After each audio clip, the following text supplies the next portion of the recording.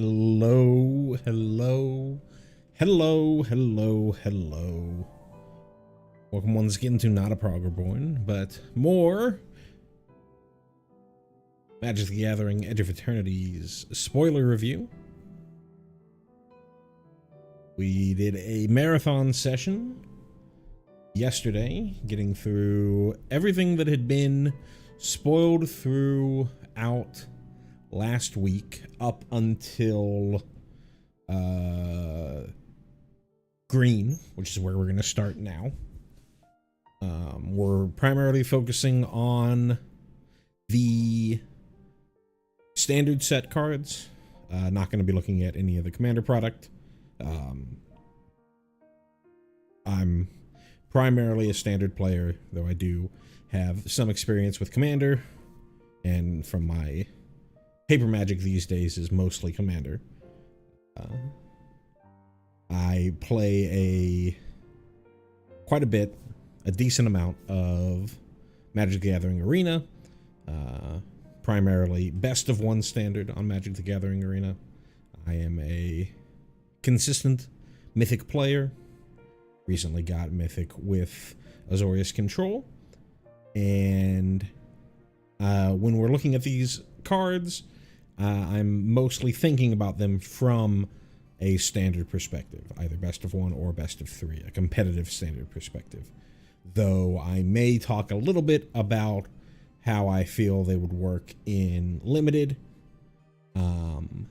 as we go through, and maybe bring up where some of these cards might fit in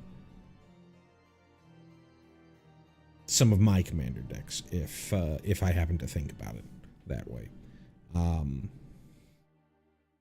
I'll talk about each of the mechanics as we go through them. We've seen some of these mechanics before on yesterday's stream, but in case you don't watch both streams, I'll give you a rundown of the mechanics and what I think about the mechanic the first time that we see them, and then we'll go as if we all understand what the mechanic is. And without further ado, I don't think there's too much left. Like I said, we went through all of white, blue,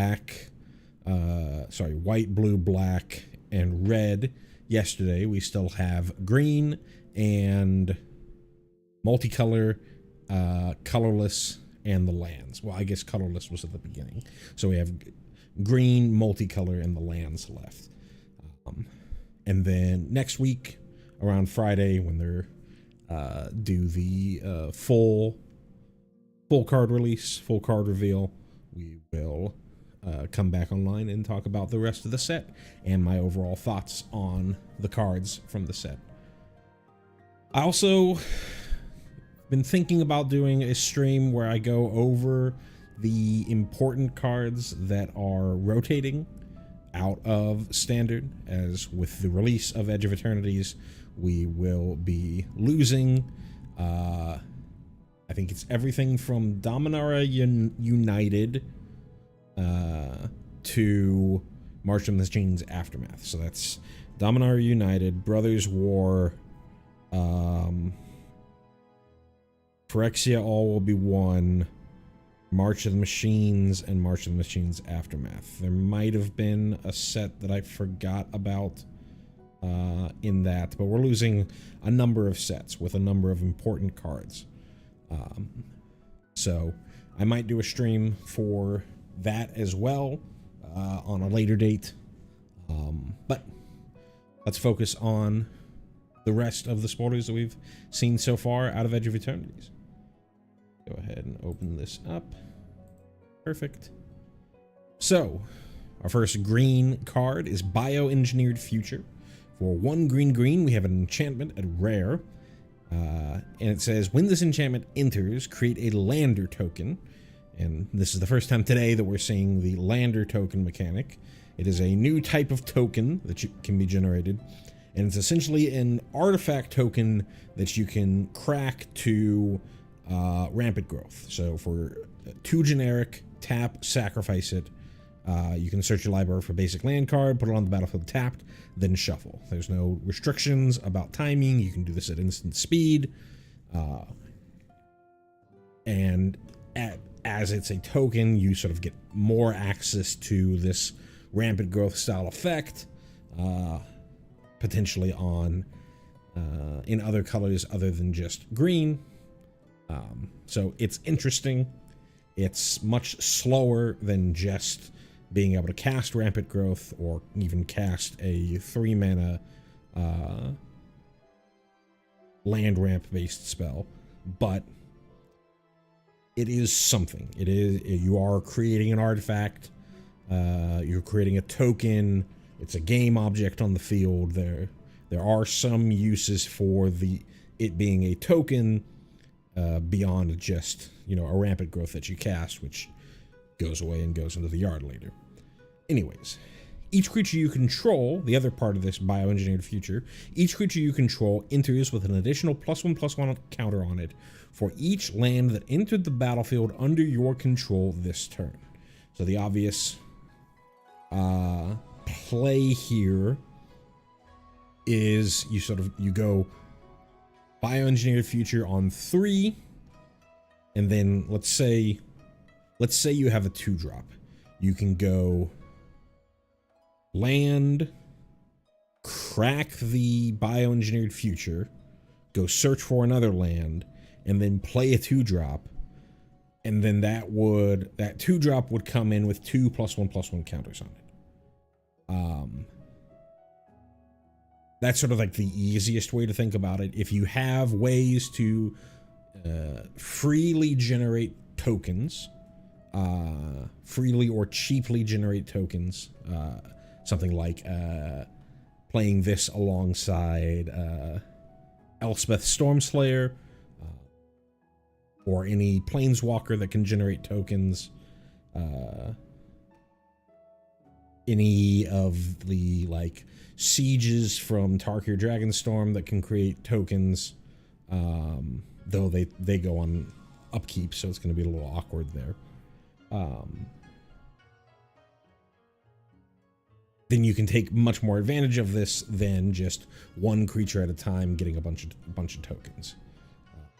You go late enough if you have some sort of White Sun Zenith-esque spell that can generate a number of tokens, you know, X number of tokens or something like that, then you can really pump up your board, especially if you're able to crack this lander token on top of that.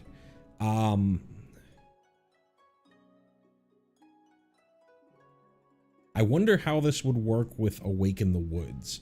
It's not that important for standard because it's rotating with the release of this set, but I wonder if the lands themselves or the creatures themselves being lands count towards the +1/+1 counters that they would get. My assumption would be no, but that seems like a layers thing, and I'm not familiar enough with layers. Anyways, this seems very commander focused. It's 3 mana for... It's a 3 mana do nothing. It provides value later in the game, and it's sort of free value because even if you aren't going like big with multiple lands in a single turn, and then being able to play multiple creatures or even just one creature and let them be significantly larger than they should, it's kind of the hoops that you have. There's hoops that you're going to have to jump through in order to get value on this. If you're just trying to do some sort of mid-rangey thing with something like this, where I just play bioengineered future, and then I go land 4-drop with a +1/+1 counter, land 5-drop with a +1/+1 counter, or a 3-drop and a 2-drop, and they both get +1/+1 counters because I'm just hitting my land drops, causing my creatures to be slightly larger.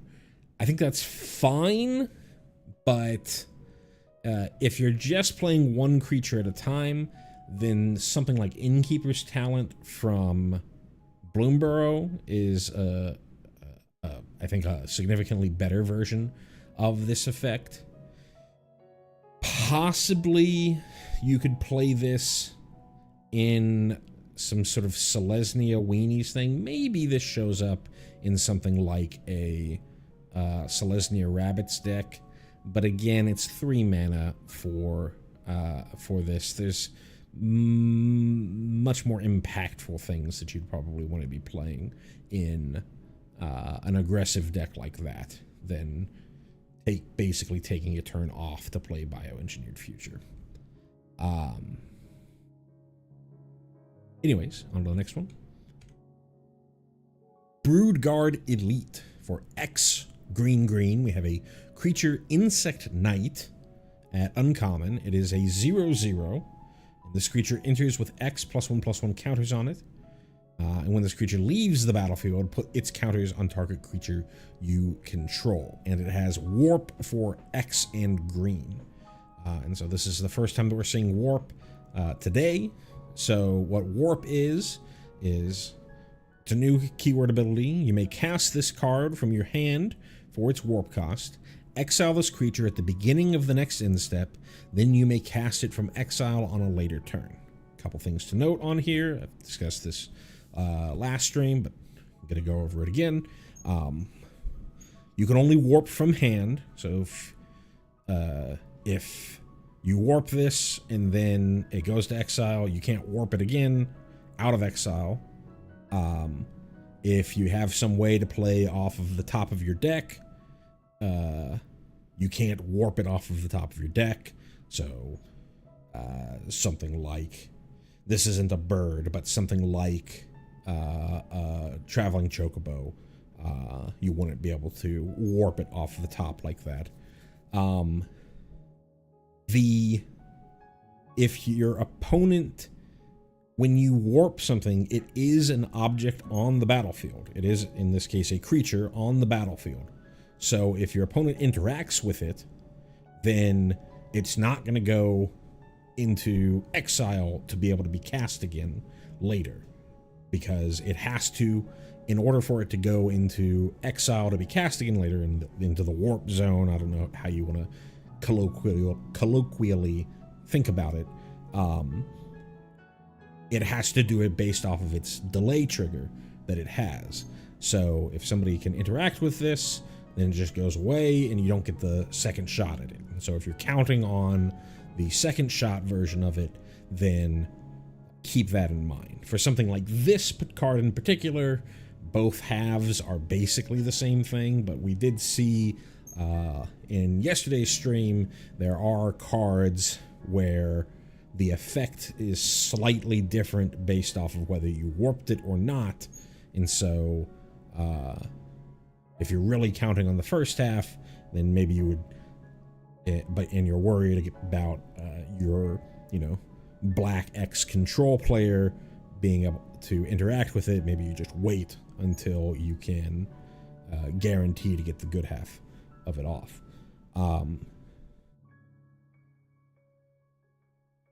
This one is interesting. This Broodguard Elite warp is interesting because even if they do interact with it, you're going to get something out of it because it's just a leaves the battlefield trigger, and they have to do it as a leaves the battlefield trigger instead of a dies trigger because you're exiling when you're doing a warp. So when you're doing a warp, what you're essentially doing is I'm jumping through some steps in order to put X +1/+1 counters onto another creature I control.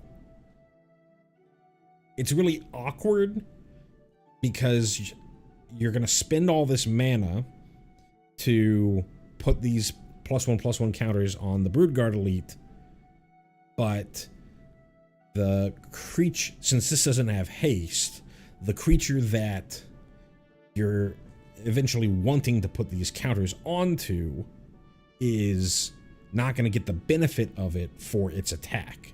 So if you're trying to go like 2-drop or 3-drop, and then Broodguard Elite get, Broodguard Elite for X is equal to 3, you're going to have to wait until the following turn before the other creature that you have on the battlefield can receive the benefit of that warp from the Broodguard Elite. So I think with that in mind, I'm not really sure how playable this is. You're spending all this, it's just like the bioengineered future, you're spending all this mana for do nothing on the warp side. And then for the regular side, your green X, 3 mana for 1/1, 4 mana for a 2/2. Sure, you can move the counters later. Maybe if you have some way to put additional counters on it, you can have some protection for if they decide to remove the Broodguard Elite.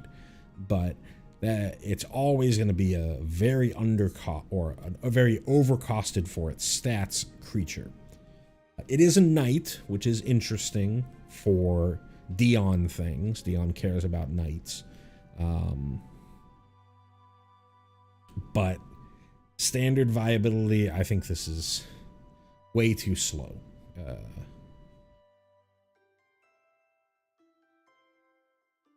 But yeah, I think it's just way too slow.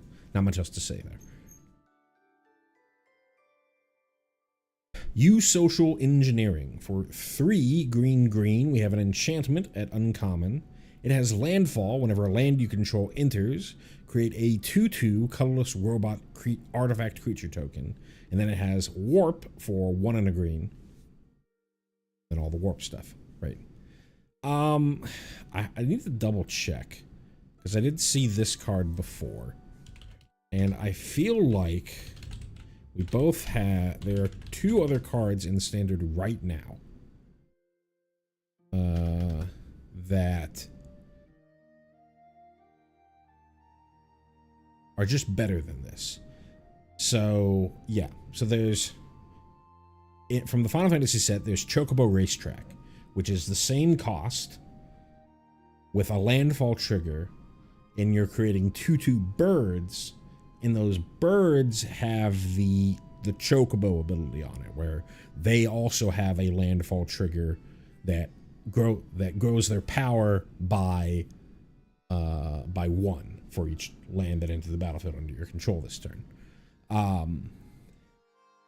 Here they are artifacts from Use Social Engineering. They are artifact tokens.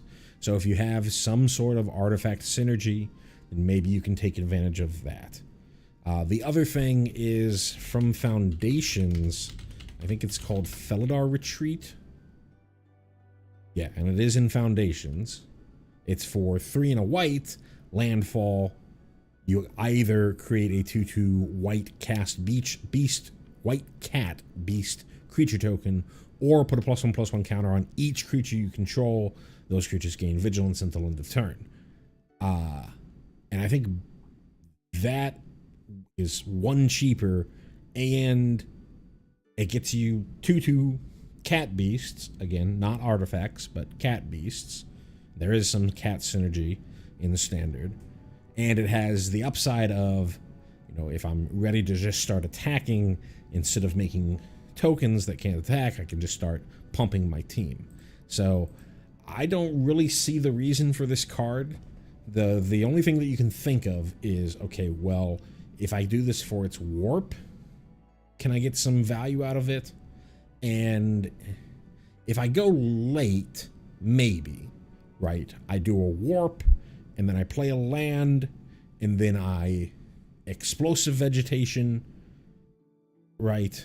And that's like 6 mana. And then I would get like 3 artifact creature tokens.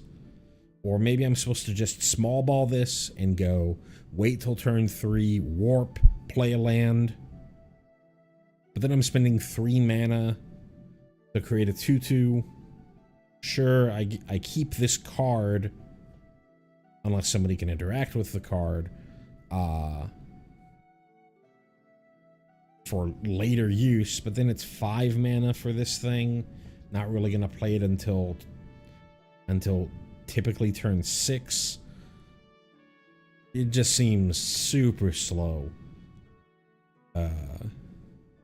You can either get basically the same value, again, unless you have some reason to care about them being artifact creature tokens. You get basically the same value from Felidar Retreat, and if you're trying to do this warp shenanigans stuff so that you can do it for quote-unquote cheaper and get more out of it on that one turn, like the scenario I talked about was 6 mana. I think Dragonback Assault from Tarkir Dragonstorm is 6 mana, and that's just significantly better. So I don't know.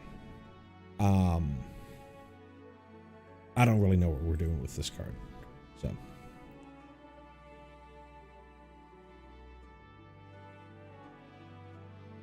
moving on.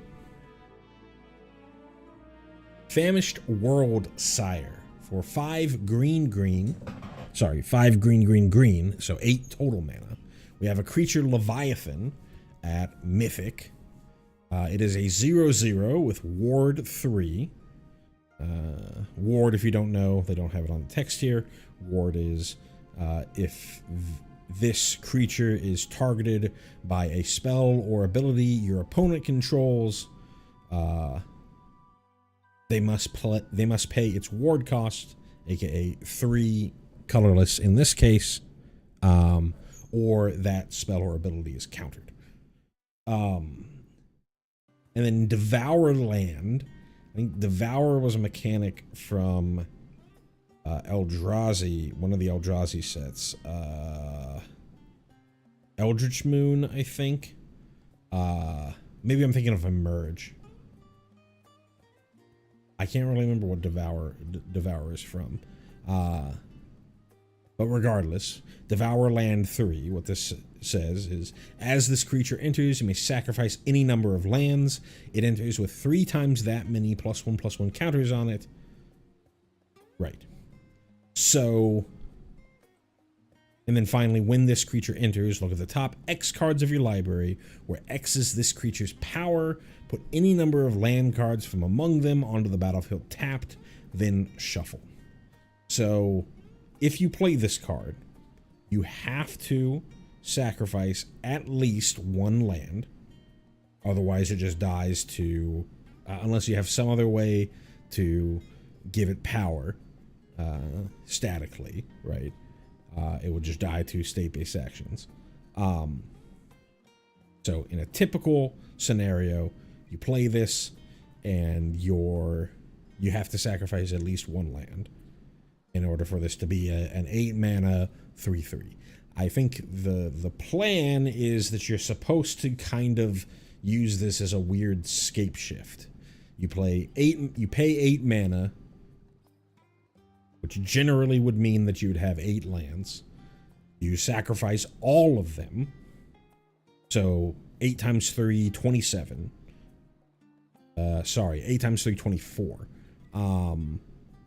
Look at the top 24 cards of your library and hope that within those top 24 cards of your library, you find 8 lands again. It does just say lands. It's not caring about any specific type of land. So you do have that going for you. But it's just all these lands entering, you'll get their ETB effects. So if you're using like deserts, you can start pinging your opponent, or if you've got a bunch of things with landfall triggers, you can start comboing off with that.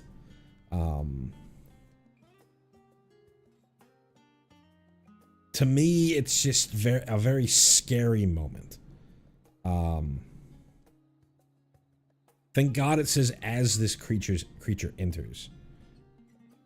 It's not a part of the casting cost you have to sacrifice. So if somebody counters this spell, you haven't made any decision about how many lands you are going to sacrifice for it. Otherwise, it would be absolutely unplayable. It's still probably unplayable, but it would be absolutely unplayable in that scenario. The only world that I could see somebody playing this card is if they're trying to combo off with the either the lizard that pings on landfall or the sabotender that pings on landfall. I would have said like the Nissa from Aftermath, but that's rotating. You're just trying to combo off in this scenario to put a bunch of lands into your graveyard to get a bunch of landfall triggers. And putting a bunch of lands in your graveyard means that you can follow up with something like a Lumra or maybe an Aftermath Analyst in order to bring all those lands back again and get a bunch more landfall triggers. That type of like Johnny combo, maybe that's more Timmy combo, I don't know, doesn't really speak to me. I feel like it's way too brittle. But that's what you would try to use this for if you're trying to do something like this in standard. It is nice that it has Ward 3. 8 mana is just so expensive. I don't know. The whole Devour Land thing isn't a cast trigger or anything like that. So if you could grab this off of, I think it's called Nature's Rhythm, which is the Grinsun Zenith / Finale of Devastation effect in standard right now, and still combo off with that. Crater of Behemoth is literally in standard. I think if you're trying to do something like that, you'd probably just do some Crater of Behemoth shenanigans, but world's your oyster on something like that. And that's what you would try to use this for. You really want to play it and sacrifice all of your lands and hope to get them all back and do a big combo turn.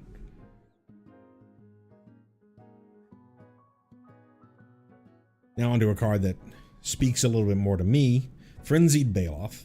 For green, we have a creature beast at rare. It is a 3/2. The spell can't be countered. It has trample and haste.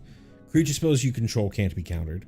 Combat damage can't be prevented. This is basically I'm not going to say a better version or a cheaper version, because Questing Beast had other upsides to it, but this is kind of the best that you're going to get for a Questing Beast style effect in the standard these days. 2 mana for a 3/2 trample haste.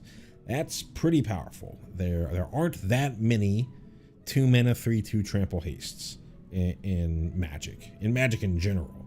There's one right now in standard that sees a decent amount of play. It's the Wildfire Wickerfolk that sees a decent amount of play in the Gruul Delirium lists. But beyond that, pretty few and far between. Being a 3/2 is a little annoying because at 2 mana or at 2 toughness, you will die to your Burst Lightnings and your Shocks and your Torch the Towers and whatnot. And the whole combat damage can't be prevented thing, unless they sneak in like a fog effect in the rest of this set. I don't think that there's that many fogs in standard. Let me go ahead and do a search real quick. I think you probably go OTAG fog. Yeah. So F standard tag fog. Yeah, there actually is. There is one. There is Eerie Interference. Prevent all damage that would be dealt to you and creatures you control this turn by creatures. And beyond that, there's Fog of War that's rotating. There's Stasis Coffin that's rotating. But there's not really a fog, so I don't really see why you would need to put that combat damage can't be prevented clause on there. The reason that they put that onto Questing Beast is because of the Nexus Fog, Simic Fog, Simic Nexus deck from back in the day. They were trying to give an answer to those effects. But there's no real reason for that line of text. But outside of that line of text, it doesn't really matter. It's an uncounterable 3/2 trample haste that makes everything else that you have uncounterable as well. Every other creature that you play uncounterable as well. Is it finally time for mono green to be the aggro deck of the format? Did the bannings plus printing of something like this make mono green aggro viable? I don't know. Red's still pretty good. There's a pretty good mono black aggro shell already in standard, and some of the cards coming from this set boost that power level up pretty high. But this is a great card. Fungal Colossus for 6 generic and a green. We have a creature, Fungus Beast, at common. It is a 5/5 that says this spell costs X less to cast, where X is the number of differently named lands you control. So not domain, not anything that cares about like the land types. It's literally the different names. So if you're playing the Green Surveils, if you're playing the Green Temples, you're playing the Verges, you're playing a bunch of different stuff, then you can get this pretty far down. The big issue, I think, is it's difficult to get this cheap without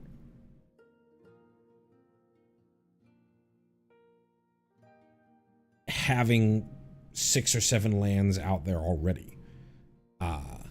So when you see things like there's the Golgari Graveyard list or the Domain list in Modern, right, where they're trying to get what they are trying to do is abuse something like this in order to make it super cheap very quickly by using something like Leyline of the Guild Pact, or by filling your graveyard super fast. Here, there's the everywhere token that you get from a Overlord of the Hauntwoods, but that just says it represents every basic land type, but it's still named just everywhere. So it'll be different than like a forest that you have in play or any other land that you have in play, but it's not like with Domain, where if you go Overlord of the Hauntwoods, you now suddenly have Domain, and everything that gets reduced by Domain is reduced as much by the maximum amount possible just by playing that one card.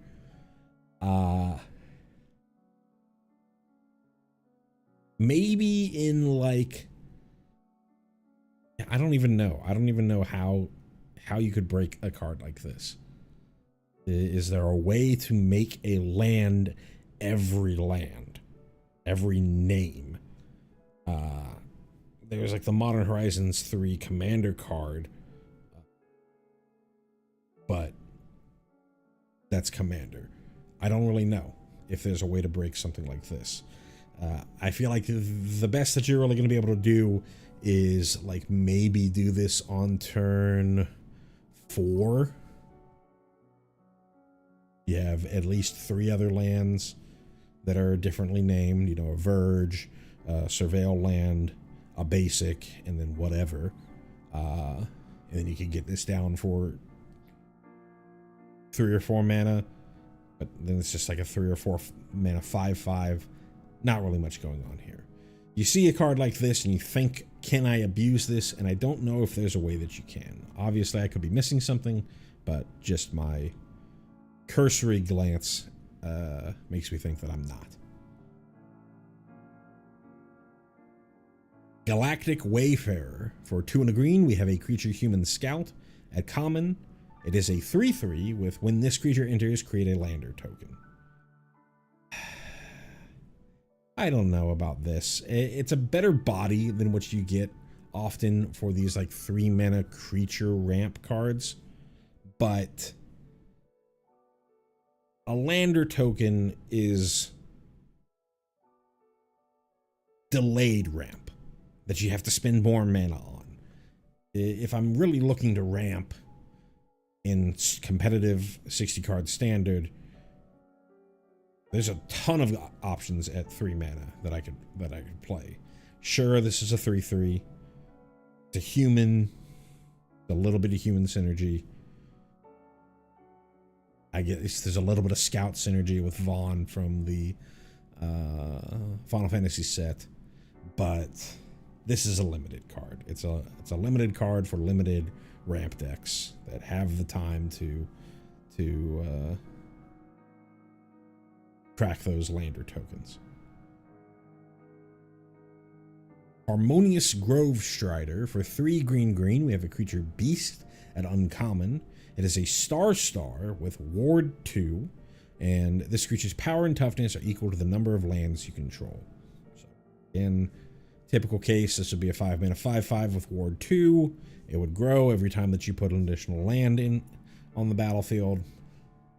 It's a limited card, 5 mana, no additional evasion. It's got protection, but it's a big dumb idiot. There's plenty of big dumb idiots out there. Hemosymbic Might. For a single green, we have a creature Might at uncommon.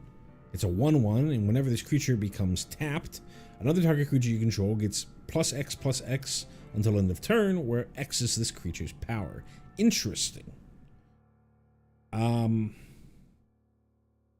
So the obvious play is this works well with spacecraft, which we've seen from from the last stream.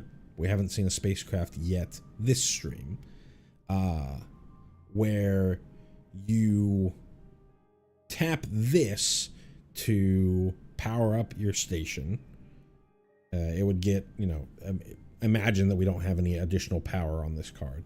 You tap this, you put a single charge counter, but then you sort of also pump up another card.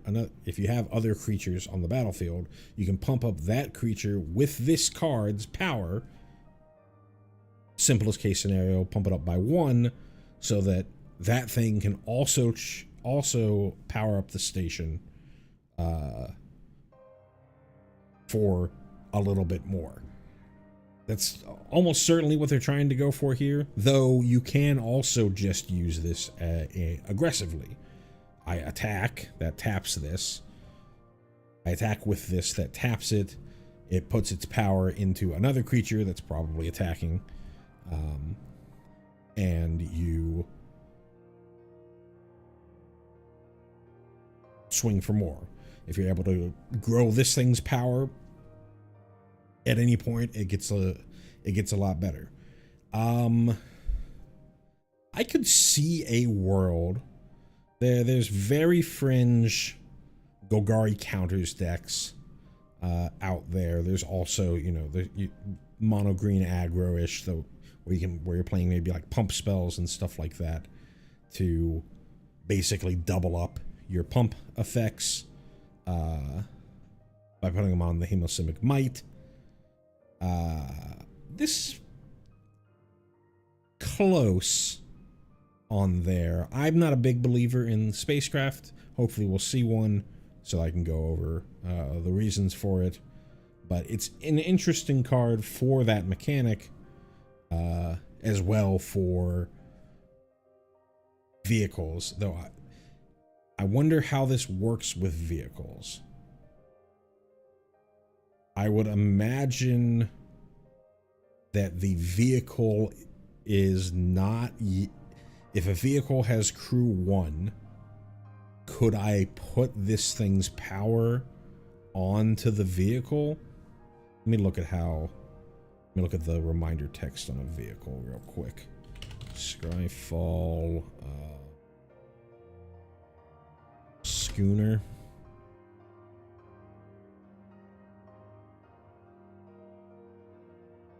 Subterranean schooner. Have the crew text. Here's a different one. Tap any number of creatures you control with total power 1 or more. This vehicle becomes an artifact creature until end of turn. Yeah, I think you could stack the triggers, right? Because that's the cost of the vehicle. So you would tap the Hemosymbic Might, and then the vehicle crew trigger would go onto the stack, and the Hemosymbic Might trigger would go onto the stack at the same time. You say, I want the vehicle to become a creature, but you have to target it. So yeah, no, I don't think that it actually works with the vehicles. Because the vehicle would not yet be a creature for you to target. Unfortunate. I still think it has maybe some play in an aggressive green deck.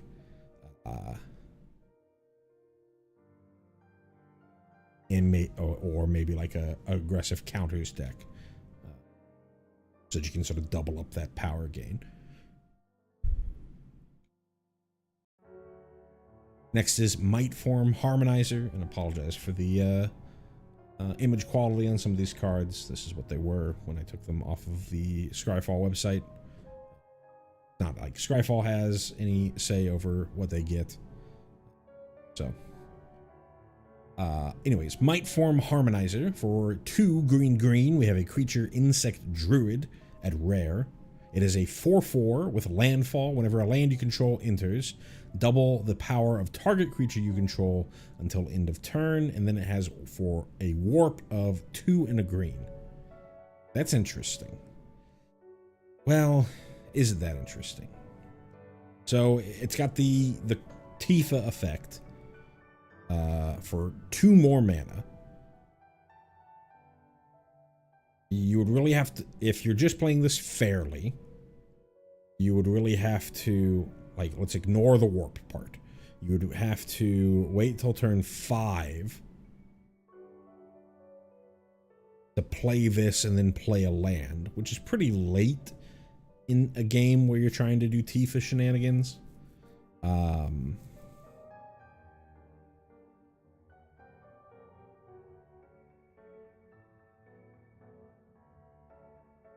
So being able to double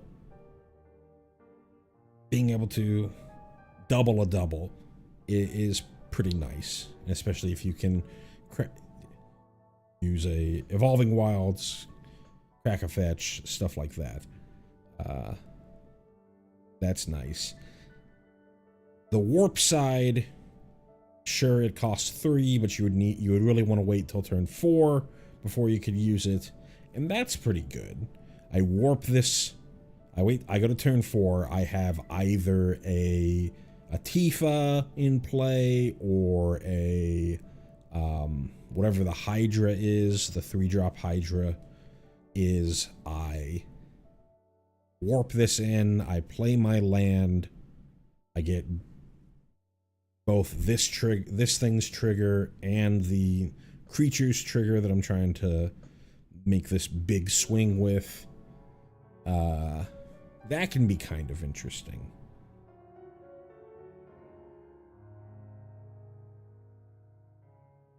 I think this is close in those Tifa big swing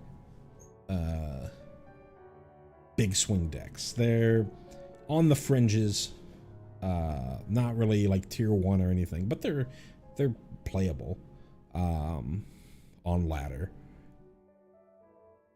This doesn't seem terrible for that type of strategy.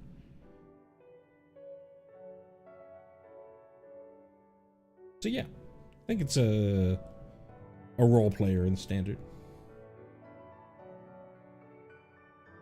Ouroboros, like Ouroboros, Ouroboros. God, that's a weird way to say, a weird thing to say. For 2 green, we have a creature plant worm at Mythic.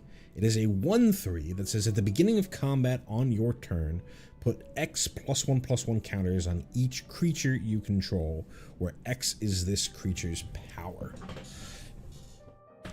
I think this card's pretty good. I think it's pretty good in your Selesnya Rabbits, your any sort of go wide strategy, Selesnya tokens, anything that's making a bunch of things. This Boros Convoke, I wouldn't go like Naya Convoke. Plus, also, you're losing a lot in that Convoke deck post-rotation. So, I don't know if that deck's really going to exist after rotation.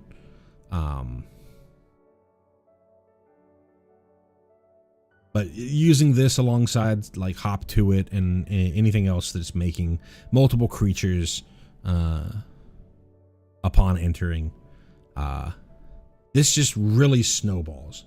Because you play this pre-combat main, it immediately triggers and puts a +1/+1 counter on everything, including itself. And if this ever gets to the next round, then it's going to put 2 +1/+1 counters, because this became a 2/4, and so then this is going to go beyond that. If you have any other ways to power this up, it gets really out of hand really quickly, and I think that's the big thing. I was trying to think on whether or not you would play this or Warren Warleader in the Selesnya Rabbits list, and it's kind of a toss-up, in my opinion.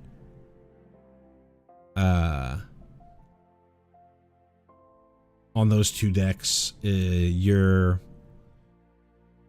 the Warren Warleader,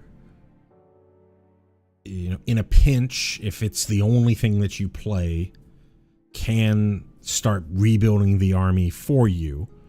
But in a world where you are just trying to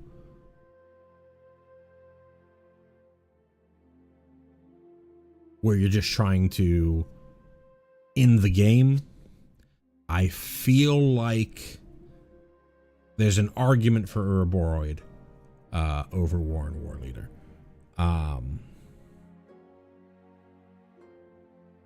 The body of Warren Warleader, it's a 4/4 for 4 compared to what is, in most scenarios, is going to be a 2/4 for 4 by the time it gets to your opponent's turn. But this is something that I could see seeing play in the standard, in any sort of go wide token strategy. I would like to see some more token generators. There's all the mobilize stuff, and this works fine with mobilize. Well, no, it doesn't. It really doesn't work that well with the mobilize, because this is a beginning of combat trigger, and mobilize is an on-attack trigger, so the tokens aren't going to get the +1/+1 counters.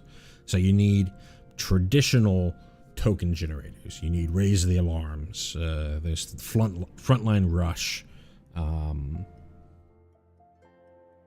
There's there's Heroic Intervention from in Foundations, and then there's the other one from Duskmourn that creates the 3/1/1s, but doesn't give haste. You need stuff like that.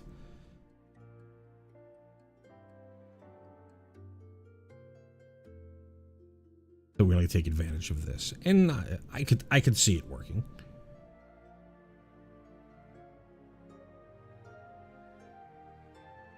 Next up is Sammy's Curiosity. For a single green, we have a sorcery at common. It says, you gain 2 life, create a lander token. This one's interesting.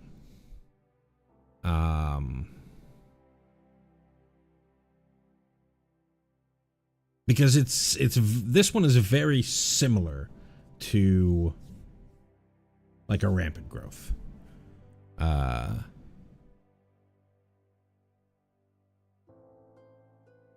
If you're trying to go into turn, if you're trying to get a, this isn't as good as a Llanowar Elf, especially if you're trying to play a 3-drop on turn 2. This isn't going to do anything for you there.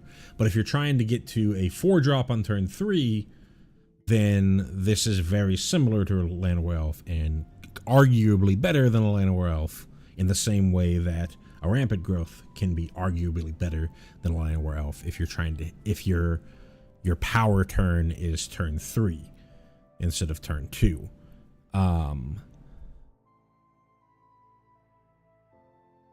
This kind of reminded me of Attune with the Ether, in that you have this like weird card that's creating this new mechanic and also just randomly gives you extra life. This card is interesting. It is, I think, borderline unplayable.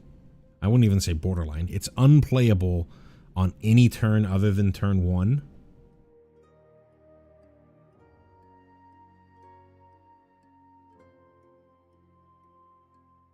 But that's kind of the same as a Llanowar Elf. Llanowar Elves are, you can make arguments for Llanowar Elves in later turns as a chump blocker or something like that, in the same way that you can make an argument here later turns. Oh, this creates an artifact token. Maybe I have synergies there. Or, oh, this instantly gains me 2 life. Maybe there's something going on there. But really, if you're playing this, you're playing it because you want to play it on turn 1, crack the lander on turn 2. And that might be good enough. That might be good enough to see play, because we haven't really had Rampant Growth. We technically do. We have Glimpse of the Core, which I think is in LCI.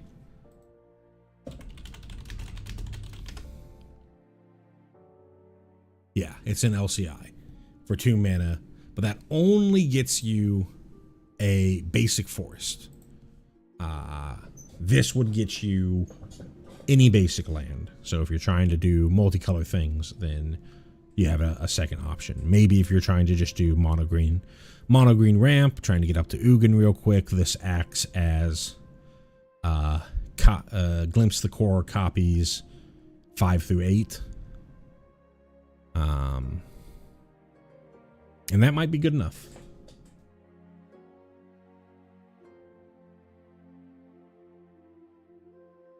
Seed Ship Impact for 1 and a green. We have an instant at uncommon. It says destroy target artifact or enchantment. If its mana value was 2 or less, create a lander token. So your naturalize effect for standard. I know we have disenchant from foundations. I don't know if we have. No, we have heritage reclamation. From Tarkir Dragonstorm. Arguments for either one. Heritage Reclamation is incidental. Graveyard Hate, that you can also just cycle if your opponent's not playing artifacts or enchantments. Here, this is a little more particular, and it's going to give you some value if you're destroying something relatively cheap. Artifacts and enchantments that are seeing play that are relatively cheap. Glass Casket, Maze Mine Tome, there's the Carrot Cake, there's the Clay Fired Bricks. A lot of, the big one would be Agatha's Soul Cauldron, or Ghost Vacuum, as things to two or less drops that you can hit with Seed Ship Impact. You're not really playing, if you're playing something like this, you're not really playing this for the chance to get a lander token.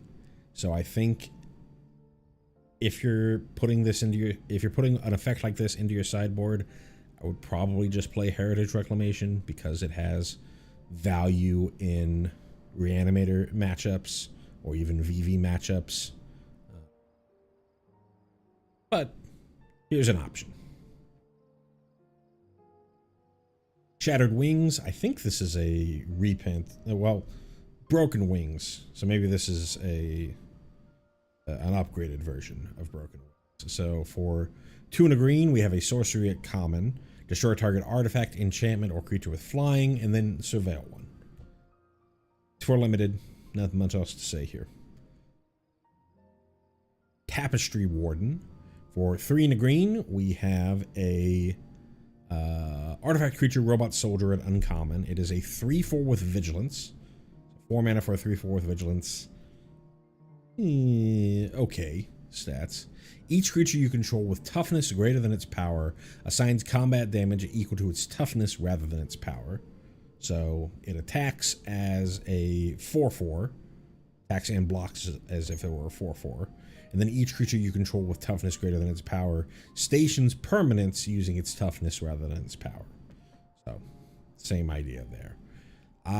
This is always like a fun, casual strategy. This is a relatively cheap version of this effect. There's the 2 mana enchantment from Ravnica block, the last the Guilds of Ravnica block, I think, that Assault Formation. I think that was from the Ravnica block. Maybe it was from Tarkir. It was relatively recent. That people enjoyed. This one's a decent enough body in and of itself, in that you're not like playing an 07 or whatever in worlds where this is not that big of a deal. I don't know whether or not there's enough high toughness things out there. I do know that there's like Bedrock Tortoise, which I think is from LCI. So this does provide a little bit of redundancy for a deck like that.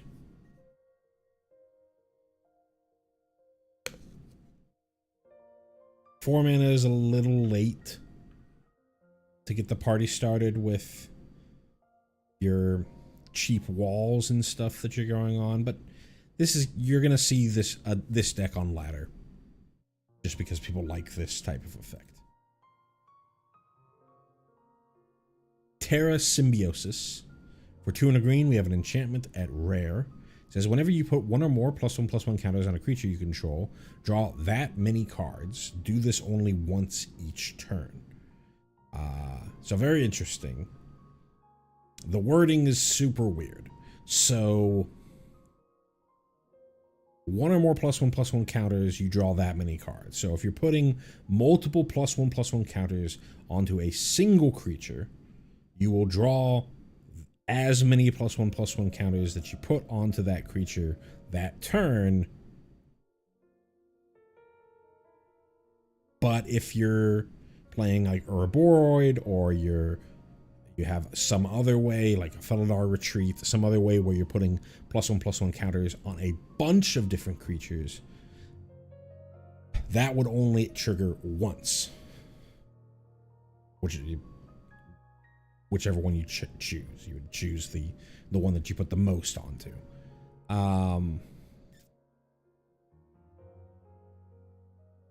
There's the Golgari Siege from, I think it's called Hollowmurk Siege, from Tarkir Dragonstorm, where you choose either, I think it's Abzan or Sultai, and one is a way to put +1/+1 counters on things, and another is you draw whenever you put your first +1/+1 counter on something.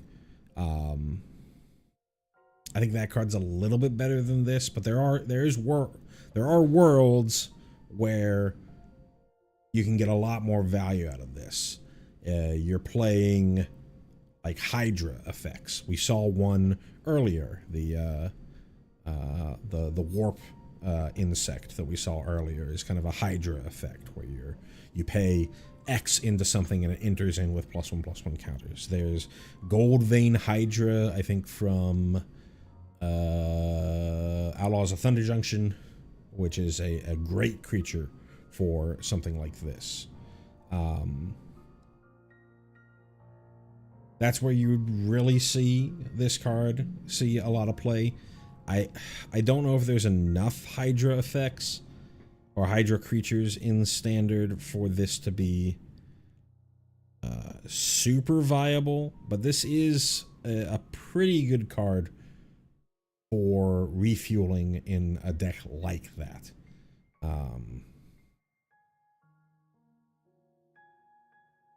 This is going to see Commander play until the end of time, because people love their Hydra decks.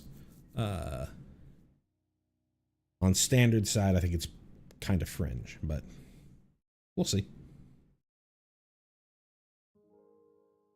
On to our multicolors, we have another Aphariel, Dreaming Acolyte. So this is interesting. They've done this before where they have, I think most notably they did this in the Lord of the Rings set, where rather than like have a ton of lesser known characters to fill out legendary slots in a set, they just care specifically about the big important ones, and they give them multiple cards. Even though this is a legendary creature, it has a different name than the other Alfariel that was mono black. So if you have both of them on the battlefield at the same time, it doesn't matter. You're totally fine. But yeah, Aphariel, Dreaming Acolyte for 1, a blue and a black. We have a legendary creature, Human Cleric at uncommon. It is a 2/3 that has an enter the battlefield effect of draw 2 cards, then discard 2 unless you discard an artifact, and then during your turn, Alfariel has Death Touch. There's like 12 different versions of this effect for this exact casting cost. I want to look, because it's kind of insane. So mana value equals 3, colors equals Dimir, O enters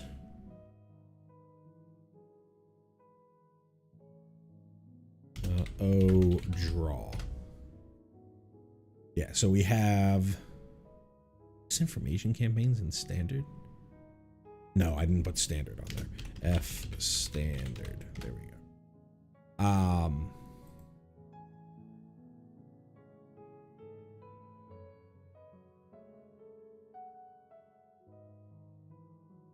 What happened to lock? What am I missing with lock? Yeah, there we go. Okay. So lock's not an enters, it's a combat damage trigger. Well, there's Dreadwing Scavenger, which is a 1 a blue and a black flying 2/2 that on enter or attack, draw then discard.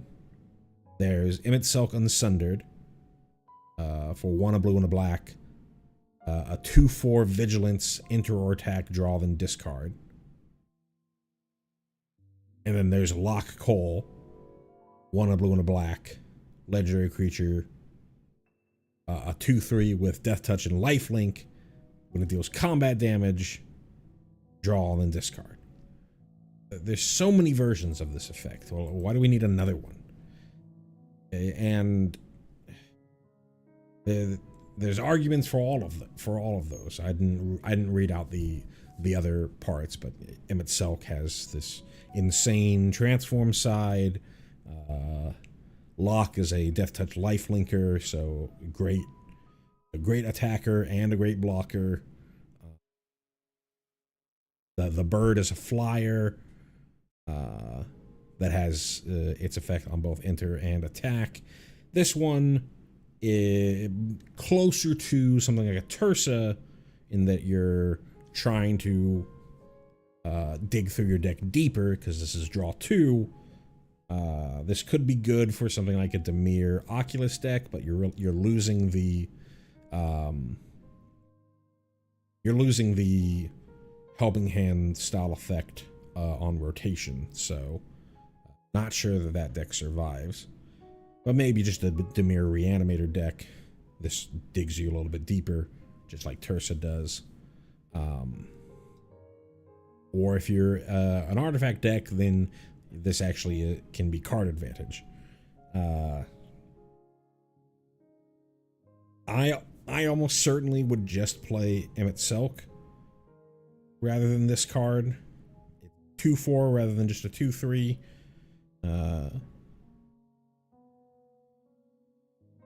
And the upside of Emmett is so much higher, but this card's fine.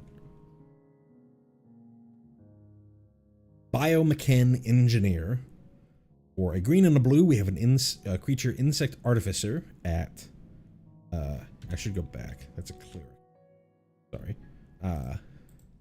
Biomechan Engineer. For a green and a blue, we have a creature Insect Artificer at uncommon. It is a 2/2 that when it enters, you create a lander token. And then for 8 generic, you can draw 2 cards and create a 2/2 colorless robot artifact creature token. I mean, this is fine, I guess. A 2-drop that it doesn't ramp. It lets you ramp later. You still have to spend more mana on it. And then it has a mana sink should the game go late. To me, this is a limited card. Probably all right for limited. You're in some sort of Simic ramp strategy. This allows you to ramp up further, and if the game gets into a stall, you are going to be swimming in card advantage with this card. There's nothing about sorcery speed. You can hold up mana for interaction with your opponent, and then if nothing's happening, you just start pulling out cards, creating robots. Seems pretty good in limited. Don't see it in constructed. Biotech Specialist. For a red and a green, we have a creature Insect Scientist at rare. It is a 1/3 that also, when it enters the battlefield, creates a lander token. And then whenever you sacrifice an artifact, this creature deals 2 damage to target opponent. This card can be interesting. So there's the sack outlet in black that we saw last stream that can sacrifice creatures and artifacts. This creates an artifact itself that even if you don't have that, mass sack outlet going on, you can at least crack this to do its ramp and then hit your opponent. If you're able to, if you're generating map tokens, if you're generating clues, etc., this really lets you get a lot of just incidental damage to build up over time.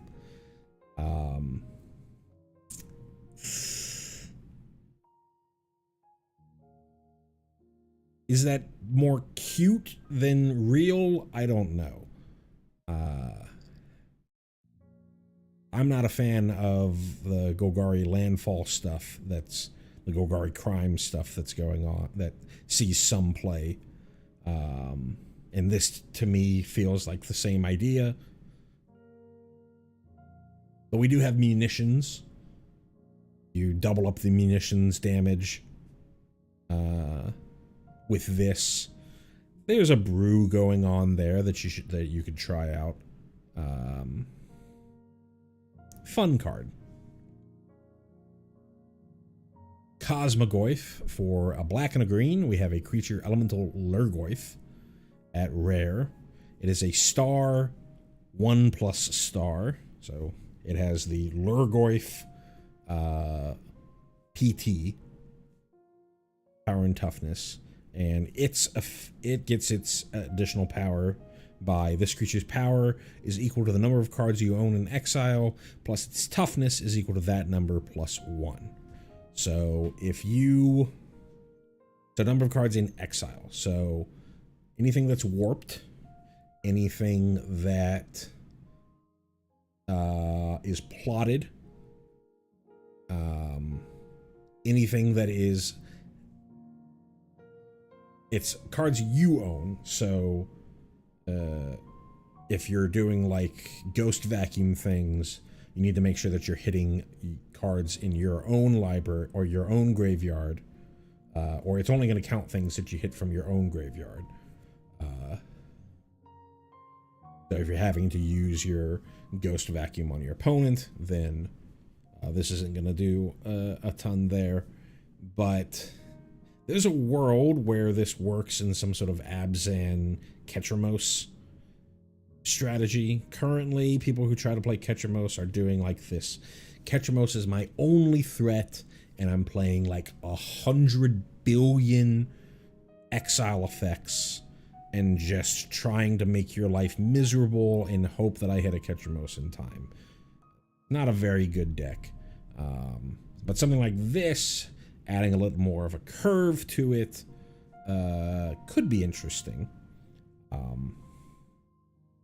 And being an Abzan means that you can play like just like a straight up rest in peace, and then anything that you're dumping into your graveyard is getting exiled, which very quickly grows the Cosmogoyf.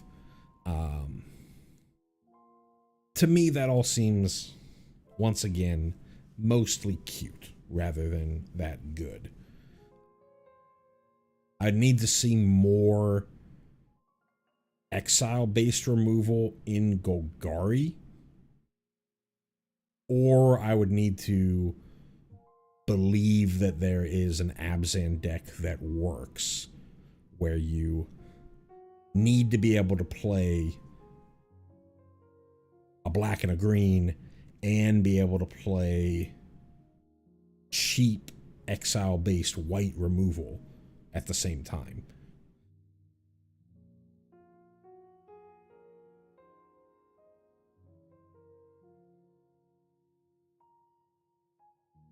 I should say this does count things like Glass Casket, Perilous Snare. Well, of your own. If somebody Perilous Snares your own, somebody Perilous Snares something that you own, then this would count towards it. So it doesn't really count Glass Casket. And yeah, no, it's cards you own. So yeah, no, the whole Abzan thing doesn't even work. You're using exile-based removal. It works for the Ketramos side, but it doesn't work for the Cosmogoyf side. You're having to jump through hoops to get this to work. It's really here for, I want you to be playing with the warp mechanic. And I haven't seen a ton of reason to be playing like 1,000 warp cards. There's a couple of good ones. But I don't see it like Adventure, where you're just like, I'll be fine playing kind of middling adventures because the value of playing adventures, because of things like Edgewall Innkeeper and Lucky Clover or whatever, made it worth it. I don't know if Cosmogoyf, the value of exiling your own stuff from your graveyard or playing warp cards or playing plot cards and stuff, is enough. I wonder how this works. No, it's you own, so this doesn't work with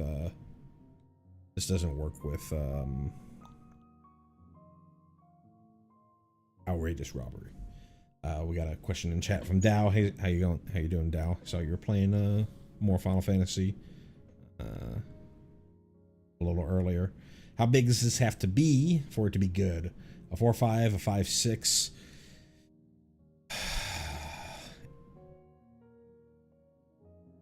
Trying to think. So 2 drops in standard. We have Cecil at one mana 2/3, which is way overboard. Typically 2 drops in standard that see play are 2/3 ish. So for this to start being worth jumping through the hoops, I think you have to at least get to 3-4.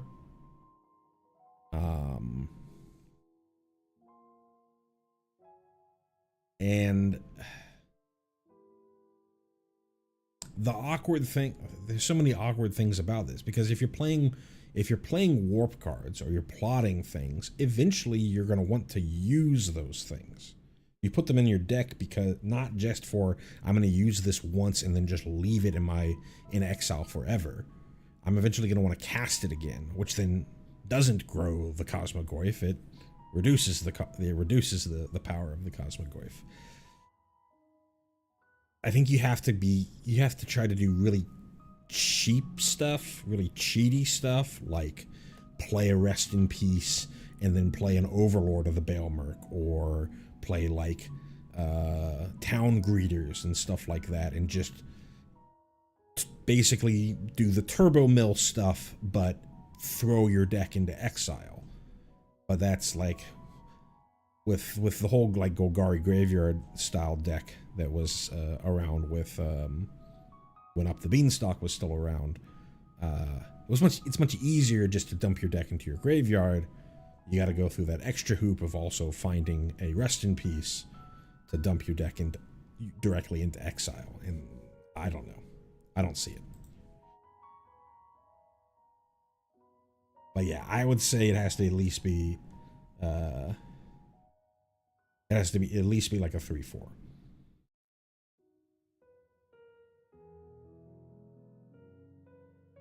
But I think that, so the response was, but then this isn't a 2-drop, it's like a 4-drop, but you get to hold up removal, I guess.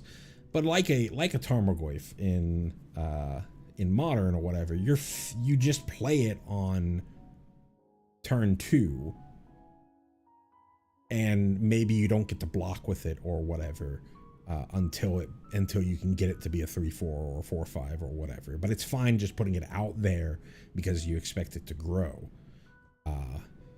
And even in that format, you would sometimes, maybe you could argue based on the matchup, you'd be like, okay, well, I really want to wait till this is a 3-4 before I put it onto the battlefield because I'm worried about Lightning Bolt. I think part of the reason you don't see Tarmogoyf see play anymore in Modern is because Lightning Bolt isn't the boogeyman removal of the format. It's Fatal Push, Portable Hole, Prismatic Ending, etc., etc. That don't really care about the size of the creature. Leyline Binding, stuff like that. Are there any other ways? I guess Hideaway works with this, Collector's Cage stuff. But really, I think the big ways that you would work with this card is Rest in Peace, or something like a Ghost Vacuum or a Agatha's Soul Cauldron to start eating at your own graveyard. And to me, it just doesn't work. Anyways, on to the next one. Diadrine Synthesis Amalgam. For X, a green and a white, we have a legendary artifact creature construct at rare. It is an 0/1 with trample, and it enters with a number of +1/+1 counters on it equal to the amount of mana spent to cast it. And then whenever you attack, you may remove a +1/+1 counter from each of 2 creatures you control. If you do, draw a card and create a 2/2 colorless robot artifact creature token. So the way that it's written is if X is equal to 0, this still is a 2/3 because you spent 2 mana to cast it. Any additional mana brings it above a 2/3. So spend 3 mana, it's a 3/4, 4 mana, it's a 4/5, etc., etc. And then whenever you attack, you may remove a +1/+1 counter from each of 2 creatures you control. So this with Urboride, or this with some other mass +1/+1 counter effect. I can't really think of too many off the dome. Other than like Felidar Retreat, Uroboroid. There's a lot of like mass pump, but mass +1/+1. Oh, I guess Elspeth. The 5-mana Elspeth puts +1/+1 counters on creatures. And then you can start eating those to grow your the size of your team, and to widen the size of your team, and start drawing cards. This is borderline, I think. You can play this in, it's Selesnya, which is the right colors for it. Play this in some sort of token strategy. Start pumping the team up with an Elspeth or a Felidar Retreat or whatever you have, whatever you can find that puts a bunch of +1/+1 or puts +1/+1 counters on a bunch of creatures at once. And then this is a good way to often your token decks run out of cards. In current standard, that's not really true because you've got Caretaker's Talent, you've got Enduring Innocence.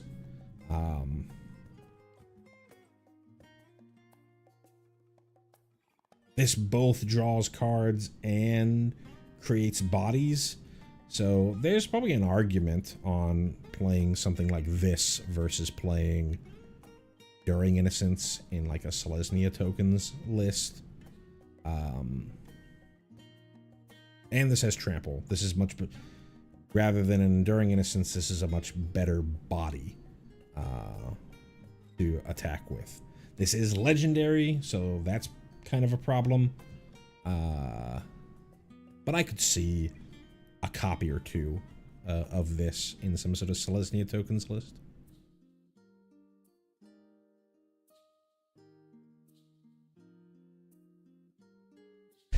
Xenomorph Imago.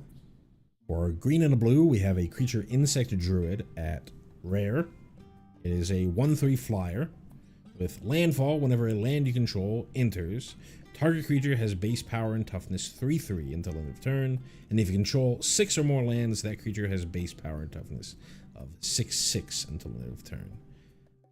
This card's pretty good, but there are downsides to this card. So if this is your only creature on the battlefield, then basically during your turn, as long as you're hitting your land drops, this is a 3/3 flyer.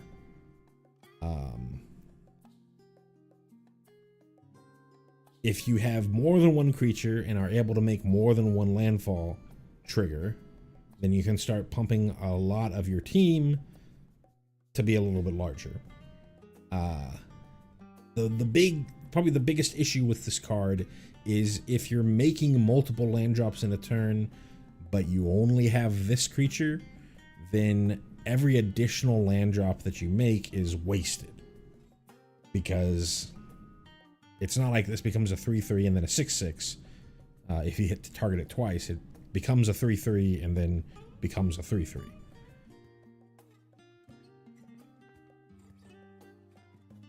So you really need to be able to guarantee that you're going to have multiple creatures on the battle. Something like this. I think it's okay.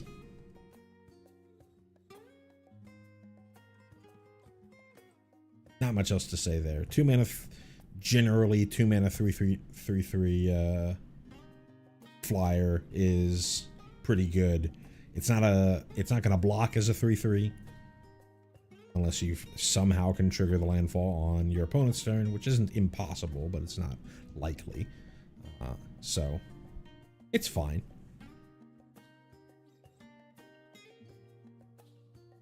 Infinite Guideline Station. So for Wooburg, that is for white, blue, black, red, and green, we have a legendary artifact spacecraft at rare. When this enters, create a tapped 2/2 colorless robot artifact creature token for each multicolored permanent you control. And this has Station. We talked about Station last stream, But since this is the first example of station we've seen this stream, let's talk about it again. It is similar to crew in that this artifact is like a vehicle in that it's not a creature unless you do something for it. In this case, the thing that you're doing is you can tap another creature you control to put charge counters equal to the tapped creature's power on this spacecraft. You can only do that as a sorcery, and then this becomes an artifact creature at 12+. It's part of the reminder text, but that 12+ changes based on what is going on the text below. You see there, it's very similar to the level up mechanic from way back in the day. When you hit 12+, it gains the effects of everything in that sort of darkened box at the bottom of the screen. So it becomes a 7/15 flyer that whenever it attacks, draw a card for each multicolored permanent you control. I said last stream that I think station is generally very low power on the power scale, mostly because you can only station as a sorcery. So I can play this and I have to put my shields down from blocking in order to turn this into a creature. And how quickly are you going to be able to get the necessary charge counters on this thing in order to turn it into a creature and let you block with this instead of the creatures that you're having to tap. Here 12+, that's pretty expensive. And even worse, and they obviously they designed it specifically this way because they were worried that it would be too powerful. But if you are able to trigger the enter the battlefield ability, which you would be able to trigger at least once because it itself is a multicolored permanent when it enters, so you'll be able to get at least one 2/2 colorless robot artifact creature token, but it's tapped. So on the turn that you play it, the tokens that you get from the Infinite Guideline Station can't be used to put charge counters on this. The obvious play with this card is Leyline of the Guild Pact. Let me double check the wording on Guild Pact to make sure that I'm not insane on this. Yeah, so Leyline of the Guild Pact, it's in standard right now. It doesn't see a ton of play in standard right now, but it sees a ton of play in modern. It's a 4-mana card that it's a ley line, so if you had it in your opening hand, you could just put it onto the battlefield, and each non-land permanent you control is all colors, and lands you control are every basic land type in addition to their other types. So if you have a Leyline of the Guild Pact in play before you play an Infinite Guideline Station, then every non-land permanent that you control is a multicolored permanent. So you would create that number plus the Infinite Guideline Station 2/2 colorless robot artifact creature tokens on ETB. You could do like Infinite Guideline Station and then like try to ramp into this Llanowar Elf. You'd want the ramp that you'd want to do with this would be mana rock or mana dork based ramp, because you want them to be on the battlefield as multicolored permanents. So Llanowar Elves, Iron Crags, though Iron Crag doesn't really work with this, but Manolith type things. There's the I forget what it's called, Ancient Cornucopia. That might be rotating though. Ancient Corn. No, that's in big score, so that's not rotating. Ancient Cornucopia, stuff like that, in order to ramp up to this and get as many triggers of this as possible. So if you just go turn one, you know, pre-game action, put as many Leyline of the Guild packs as you have in hand. We'll simplify it down to one. Turn one, land Llanowar Elf. Turn two, land Ancient Cornucopia. Turn three, land Infinite Guideline Station. Then you would get four, because the Leyline of the Guild Pact itself is a multicolored permanent. 4 robots on ETB. That would be 8 power. Then you would have 9 total power to put charge into this. You would just need to find a 3-drop, something with 3 power with 5 total mana. Shouldn't be that hard to then turn this on and then attack and then draw for 1 million. That's obviously very, very Christmas landy. Like the perfect curve. But that's a powerful play that you could do with something like this. Since you're using Leyline of the Guild Pact, you don't have to worry about how am I going to cast this card for Wooburg, because all my mana sources, other than the Llanowar Elves, tap for any color. But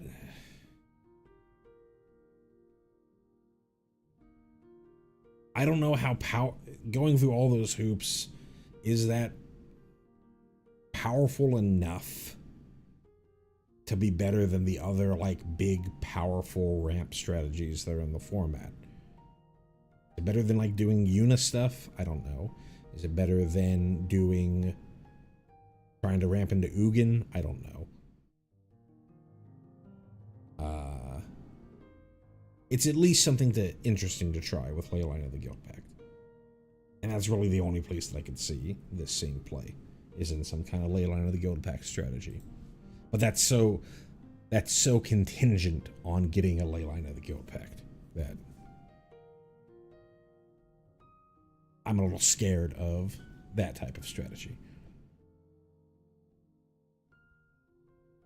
Interceptor Mechan for 2, a black and a red. We have an artifact creature robot at uncommon. It is a 2/2 flyer with when this creature enters, return target artifact or creature from your graveyard to your hand. And it has Void, and this is the first time we're seeing Void. At the beginning of your end step, if, and this is the Void clause, if a non-land permanent left the battlefield this turn, or a spell was warped this turn, put a +1/+1 counter on this creature. So Void, again, it's similar to Revolt, but it excludes lands, so you can't be cracking fetch lands in order to get Void. But if you're using removal or cracking a lander token, anything like that, or warping something, and they specifically have to call out a spell was warped, because this is an intervening if, even though a warped spell would leave the battlefield at some point, this in-step trigger would have not ever gotten triggered. If the only thing that was leaving the battlefield was the warp spell. But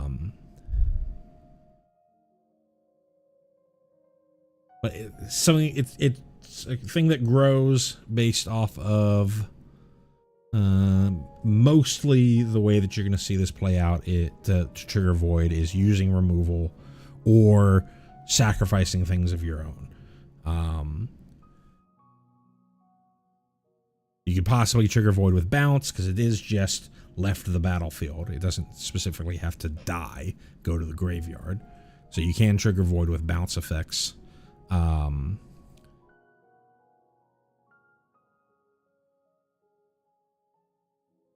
Or flicker effects though there aren't going to be that many in standard with scroll shift rotating. For the most part, this is a limited card. 4 mana. You know, this is not a grave crawler, a grave digger effect. Exact same cost as old school grave digger. Same body, except this is a flyer. This also hits artifacts from your graveyard, and this can grow. But even with all that, Gravedigger's not seen play in a million years. And this isn't going to see any constructed play. Mutinous Massacre for 3 black, red. We have a sorcery at rare. It says choose odd or even. Destroy each creature with mana value of the chosen quality. Then gain control of all creatures until end of turn. Untap them. They gain haste until end of turn. This is obviously a commander card.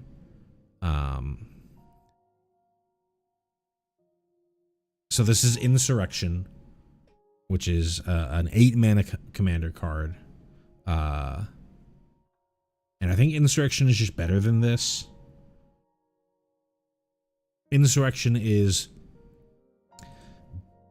ignore the whole odd or even thing, ignore destroying one half of it. It's just gain control of everything on every creature on the battlefield, untap them, they have haste. And that in Commander, that often just wins the game. Here, and this is one of the only cards I'm going to talk about from a Commander perspective, because I don't really think that this is going to see any standard play.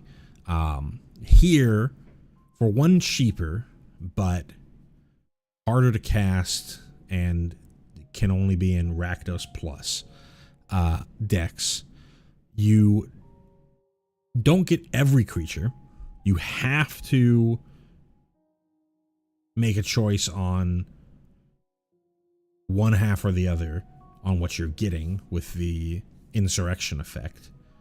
And so unless you get really, really lucky and like every creature that's on the battlefield is of one is odd or even, you're going to destroy a portion of the board, gain control of a portion of the board.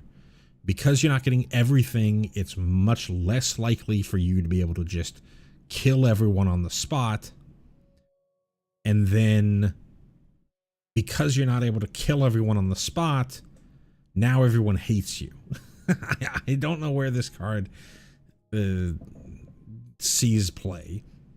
If you're going to be doing something like this, just you can play it in the same decks as Insurrection. Just play Insurrection. I feel like this is strictly worse. It's not literally strictly worse. I know some Redditors would get mad for me saying that, but it's significantly worse, in my opinion.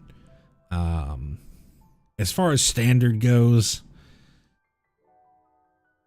I think if you've ever cast this in standard, you're probably just winning. You're probably either very similar to Extinction Event from way back in the day. You're either using it as mostly a board wipe, or in this chance, you're likely going to win the game if you cast this, unless you're playing. You know, obviously, if you're playing against creatureless control or something like that, then it's going to be, you know, this is going to sit in your hand and do nothing. But if you're putting this into your deck, you've already made that calculus and think that it's good enough for that. It is 7 mana. That is super expensive. I'm trying to think what sees play at 7 mana that actually gets cast, and that's Ugin.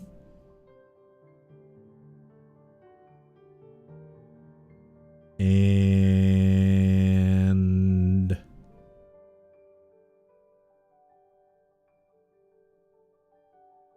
I can't really, maybe some X spells. I can't really think of anything this expensive that would see play in standard. That is actually cast. If you have some way to cheat this out, then sure.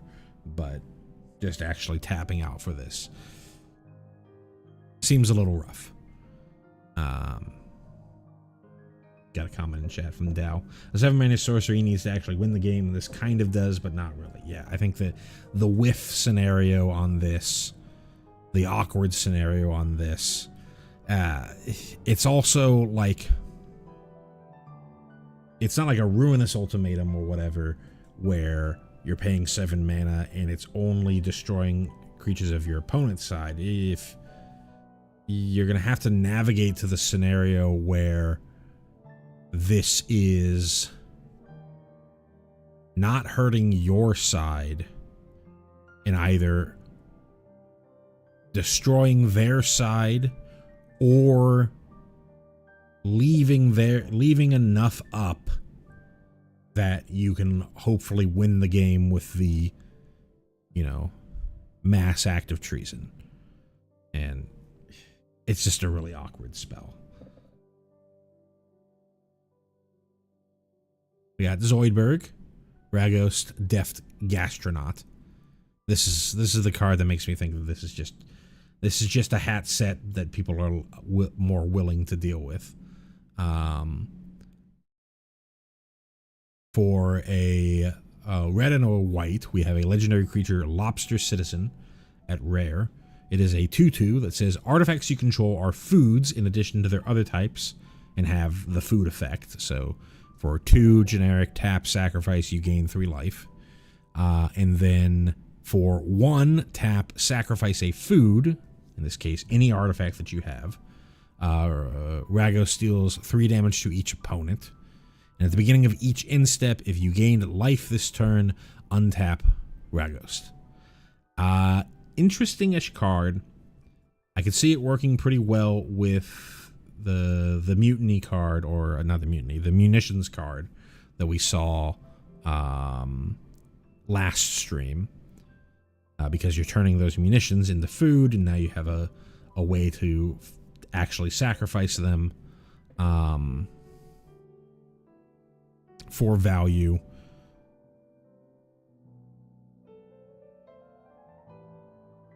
Though it is a little awkward in that if you're sacrificing them to Ragos, you're not gaining life off of it unless you have some way to give Ragos lifelink. So you're not able to untap Ragos by using his, you know, extra sacrifice of food effect here. This to me is more commander build around stuff. I don't. This also only ever goes face. If this does see play, it's almost certainly going to see play alongside that munitions generator. So that when you crack the munitions to Ragos, you're dealing 5 damage each time. And then if you're able to also somehow give Ragos a lifelink, then it can really start going off because you're cracking it to that and then gaining life through that, etc., etc., etc., etc. It's definitely a build around, and when I say a build around, I mean it's a commander build around. Sammy, Ship's Engineer. For 2, a red and a white, we have a legendary creature, Human Artificer, at uncommon. It's a 2/4 with at the beginning of your end step, if you control 2 or more tapped creatures, create a tapped 2/2 colorless robot artifact creature token.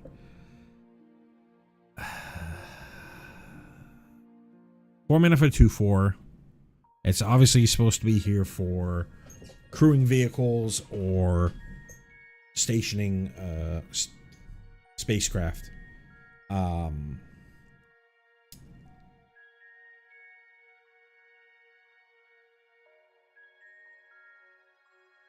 The body itself is so weak.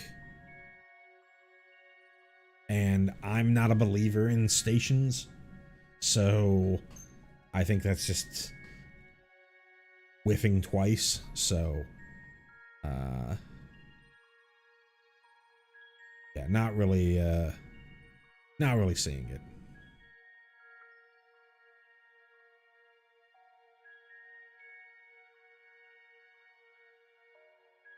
And then, like we saw with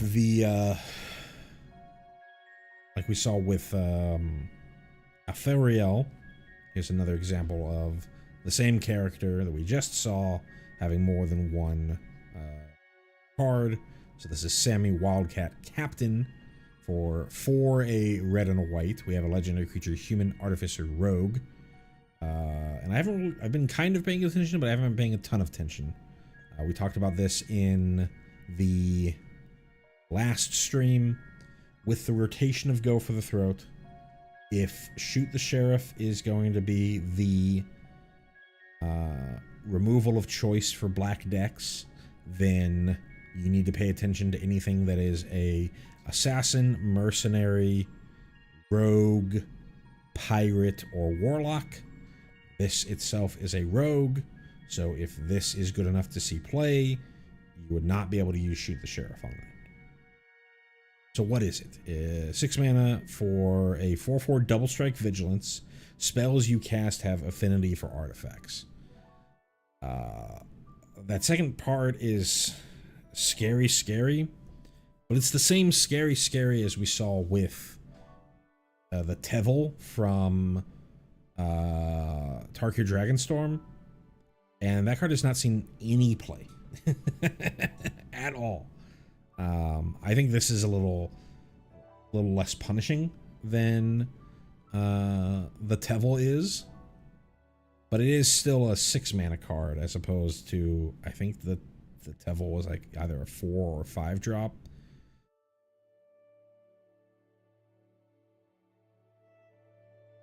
Having to wait all the way to 6 mana in order to get this, spells you have affinity for artifacts thing going on.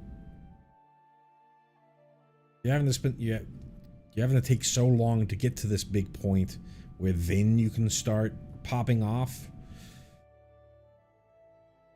Maybe I'm thinking a little too lowly on this card. Affinity for artifacts is a powerful effect, and there are a good amount of especially colorless spells, your Ugins, your Ultimas, things of that nature that you can be playing, and anything even that is like middling becomes great if it has affinity for artifacts. Frogmite is not a good card, but it has affinity for artifacts, and so you're able to get it out for free. Now, Frogmite, you didn't have to jump through any hoops in order to give it affinity for artifacts, but turning an Ugin into affinity for artifacts, turning an Ultima into affinity for artifacts, turning whatever else have you that's entirely colorless, or even only has like a single colored pip into affinity for artifacts, could be very powerful. This is definitely a build around, possibly standard build around card. I don't know if you're going to the level of would you consider trying to zombify this, reanimate this? I think there's better reanimation targets that are more impactful. You're probably going to want to actually just cast this thing, because you're going to be wanting to use like Iron Crags and Hedron Archives and stuff to get to that point, so that you have artifacts on the battlefield, so that your follow-up spells are cheaper and cheaper. I'm sure somebody will brew with this card and make it look interesting, but I don't think it's going to be me. Siege Ship Broodtender. So we have a ton of these insects at 2 mana. So what does this one do? For black and a green, we have a creature insect citizen at uncommon. This is a 2/3 with When this creature enters, mill 3 cards, and then for 3, a black and a green, and sacrifice this. Return target creature or spacecraft card from your graveyard to the battlefield. Activate only as a sorcery. Not horrible. I think from a standard perspective, if you're going to be doing like a creature or a... Yeah, if you're going to be doing a permanent based reanimation, there's... I forget what the name of it is. It's Valgavoth's something. It's the 1-drop that reanimates for 4. Having to reanimate for 5 is a little tough. This does fuel your own graveyard so that you have Valgavoth's Faithful. Thank you. This does fuel your own graveyard so that you potentially don't have to find another way to put something into the graveyard for this to bring back. This also hits spacecraft. I'm not a big believer in spacecraft. Haven't really seen anything yet that is super powerful. But this card is fine.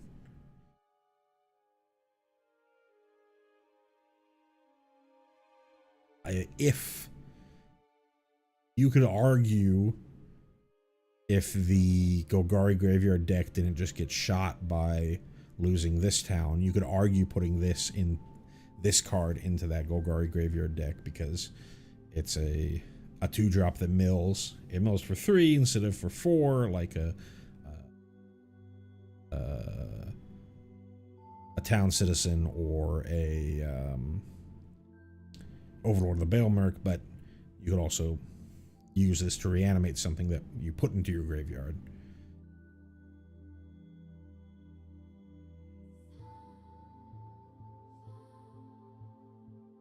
And maybe this is enough to at least make a you know, an outside tier 3, tier 2-ish version of that Golgari Graveyard deck again, because you have this reanimation on top of there, so you're trying to find scrappier ways to get card advantage in your deck instead of just playing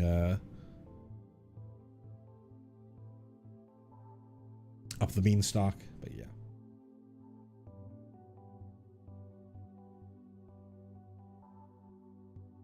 Singularity Rupture for 3, a blue and 2 black. We have a sorcery at rare. It says destroy all creatures, then any number of target players, each mill half their library, rounded down. 6 mana for a board wipe, overcosted for a board wipe. Even in black, you have Deadly Cover-Up at 5 mana. You also have things like the dragon that does sort of the Black Sun Zenith style thing, where it's black X, which, depending on how big of a board, the toughness of the board that you're trying to wipe, could be significantly cheaper than this, or would be... It'd have to be... For this to be more cost efficient than that card, the creatures on the battlefield would need to have 5 or more toughness. There's the mill part going on here, which is kind of interesting. The only way that this is really interesting, in my opinion, is if you're playing... So there is the Dimir Demons deck that won Worlds. It's losing Jace. A lot of the control deck that I took to Mythic loses Jace, and Jace is great. This never actually wins the game because it's always half. Rounding down, but if you combine this with Riverchurn Monument from Aether Drift, then this gets you halfway there, and then you can just crack the Riverchurn Monument the next turn to finish them off. And that could be good enough. You play just a control, you play like a creatureless control deck of just removal spells, counter spells, board wipes. You don't even have to be creatureless control, but that's just what I'm thinking about. Just grind your opponent down, and then at some point cast this, or you put a River-Churned Monument onto the battlefield at some point early, then you cast this, and then if they can't kill you the turn after you cast this, they're dead. In the same way that the Dimir Demons deck did that. If you're not able to kill that your opponent the turn after they played Doomsday Excruciator, then you're very likely dead.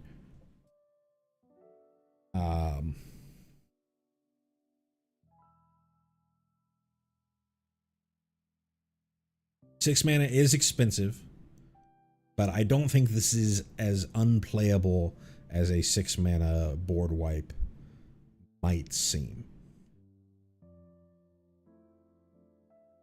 Mostly because of River-Churned Monument. Servandum, the Lucent, for 2, a white in 2 black. So for 5 total mana. We have a legendary creature, Human Knight. It is a 4/4 with Death Touch and Lifelink. And whenever it enters or attacks other creatures you control, get +1/+0 and gain Death Touch until end of turn. This card's a little expensive, but the only reason that I'm thinking that this card is playable is because it's a knight. And Dion from Final Fantasy cares specifically about knights. It's a very powerful card with knights. There's a decent amount of knight cards.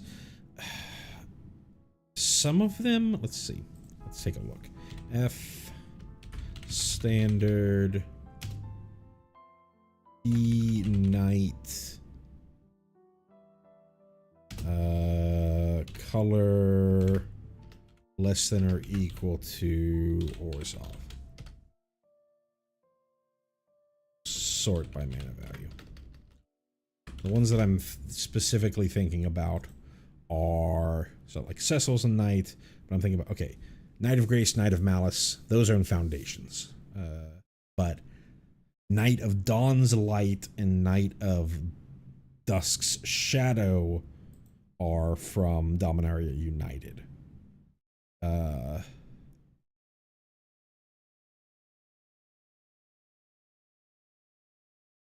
Looking over both of those cards, I think that you're not them rotating is not gonna kill any sort of knight deck out there.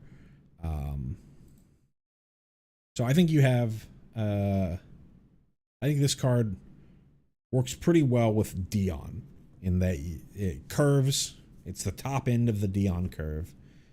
Go 2-drop knight, or like the knight token from the Virtue of Loyalty. You have some sort of 3-drop knight, and then you go Dion.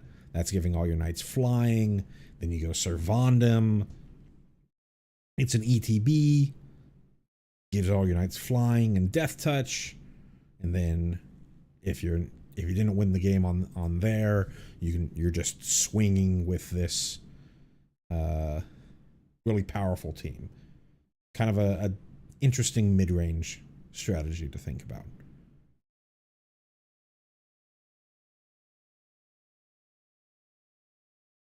Next we have Tanuk, Memorial Ensign, for 1 a red and a green. We have a legendary creature, Kavu Pilot, at uncommon. It is a 2/4, so a 3-mana 2/4. All right stats. It has a landfall. Whenever a land you control enters, this deals 1 damage to each opponent. If this is the second time this ability has resolved this turn, draw a card. And that's not a draw a card instead. You would deal 1 damage and then also draw a card the second time that this happens. This is interesting, mostly because this is now the 3rd card all along the curve that has this landfall ping your opponent ability. We have the one drop lizard in black. We have the Sabotender at 2 drop in red, and then this is Gruul at 3. So if you're doing, you possibly do some sort of Jund thing going on here, Jund landfall.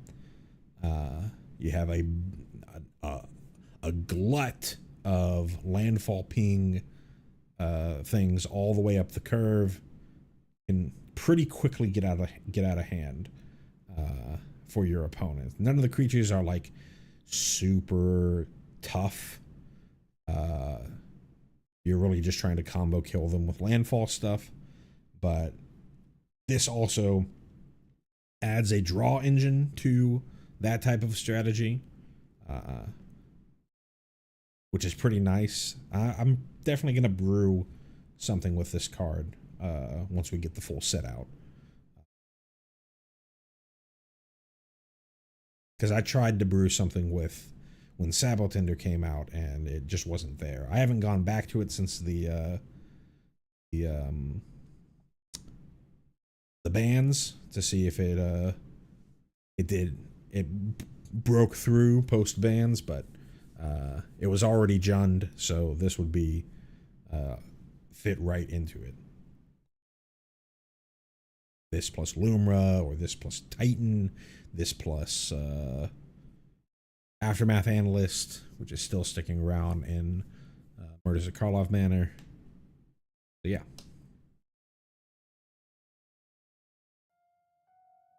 So I guess we do have more colorless. I guess this is where the artifacts are, and the others were just literal colorless.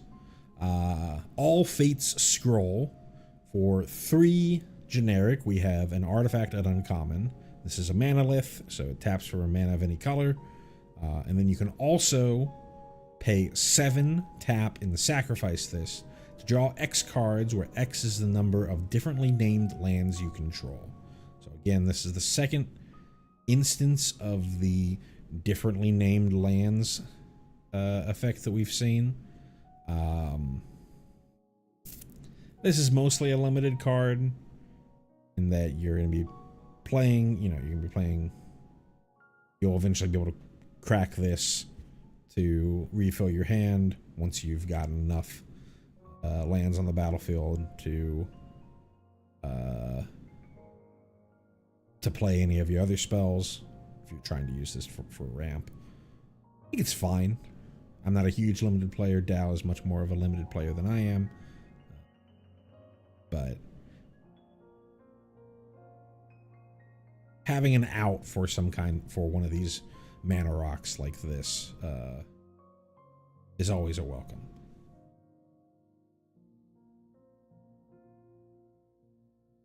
Bygone Colossus. At 9 generic, we have an artifact creature robot giant at uncommon. It has a warp cost of 3. And it's a 9/9. Huh? There needs to be more warp payoff for this to be playable. Right? It's like I warp this for no reason. I suppose... Okay, I suppose the payoff is this triggers Void. But...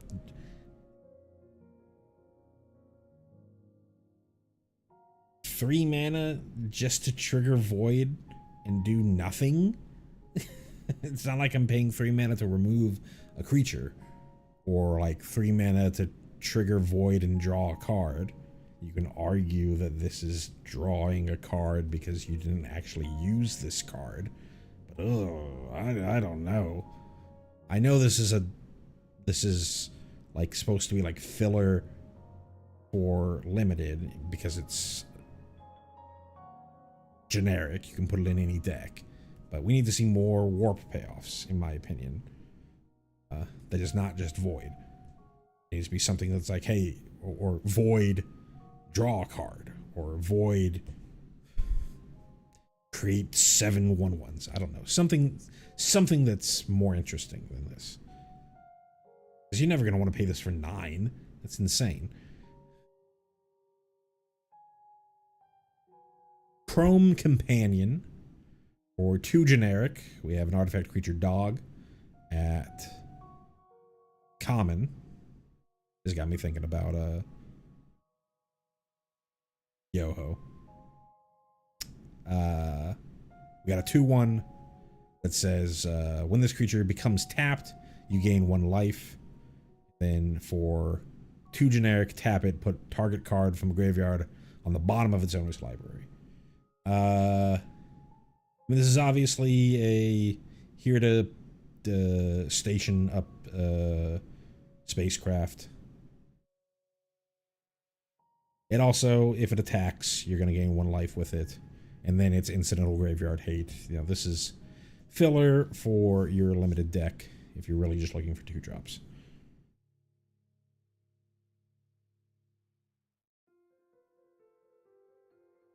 Next up is Dawnspire, Sunstar Dreadnought. Got a 5 generic for a legendary artifact spacecraft. It is at Mythic. It has station. And I think this is the first time that we've seen on one of these spacecraft 2 different levels. So much more akin to level up. There's 2 different effects that you have. The first one you get at 10 charge counters. It's not yet a creature, but it has whenever you attack, so even if you're attacking with things other than Dawnspire, Dawnspire deals 100 damage to up to 1 target creature or planeswalker. The number is basically irrelevant. It's basically destroy target creature or planeswalker. There's worlds where it being dealing damage is important because if you can somehow give this lifelink, then because it's dealing damage, you're gaining life from this thing.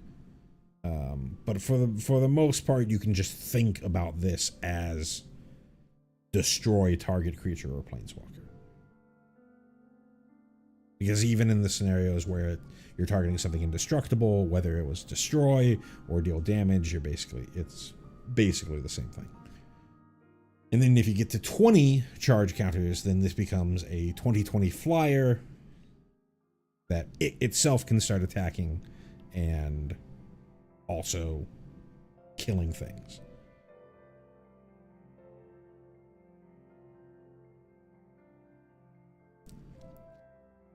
I don't know about these spacecraft, man. 5 mana. Let's just imagine, okay. Let's just imagine the most vanilla curve. Assume no 1-drop. You just go 2 power on 2, 3 power on 3, 4 power on 4, Dawnspire. You still don't have enough power to on the turn that you played Dawnspire, get this to the point where the next turn you can attack with everything that was already on the battlefield and trigger and have its first level of its station on. Obviously, you could just tap the 2-drop again on turn 5, but that's assuming no interaction from your opponent, at which point you on turn 5 you took that whole turn off from attacking and you allowed your opponent to swing in at you. I just don't know about these things, man. Why did it have to be station only as a sorcery? If I could do this at instant speed, this would be so much better. I can only assume that they either immediately ruled out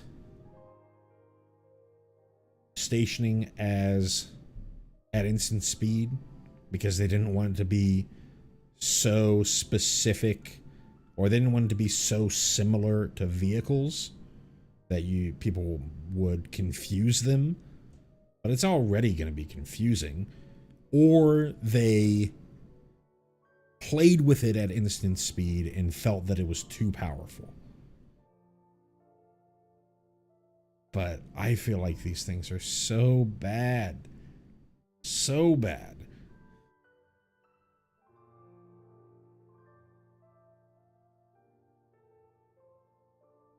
Ugh.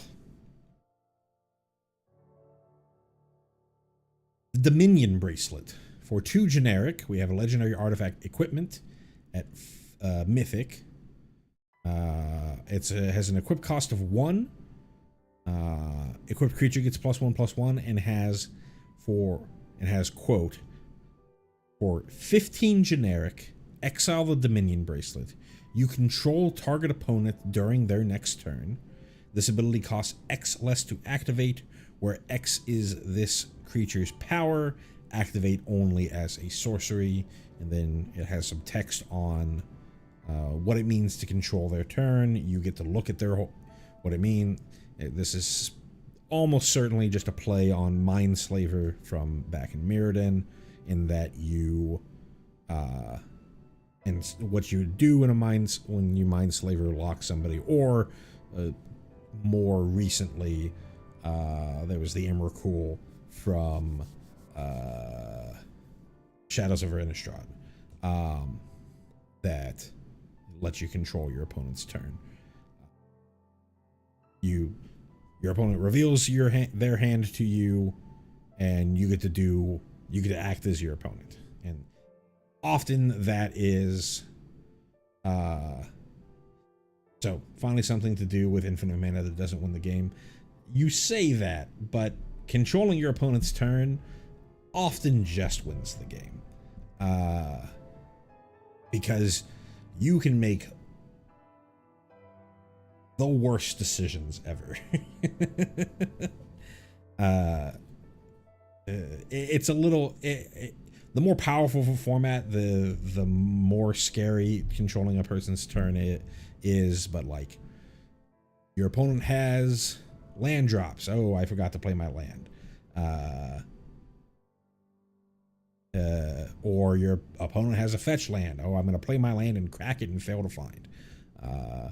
I'm going to use all my removal on my own creatures. I'm going to bolt myself. I'm going to do all this nonsense. I'm going to make chump attacks into my opponent, etc., etc., etc.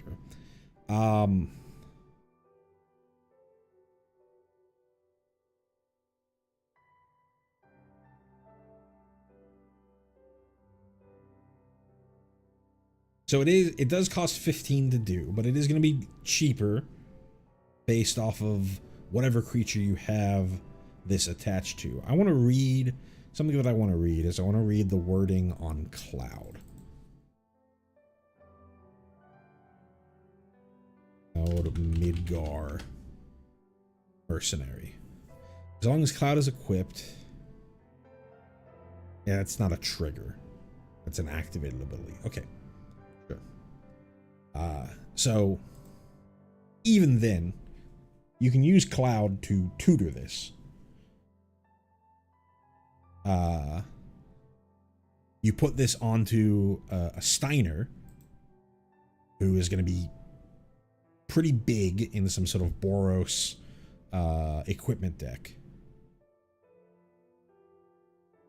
The equip cost is only 1. So I don't think that this is like completely out of the possibility of... I don't think this is... Yeah, completely out of the realm of possibility to happen.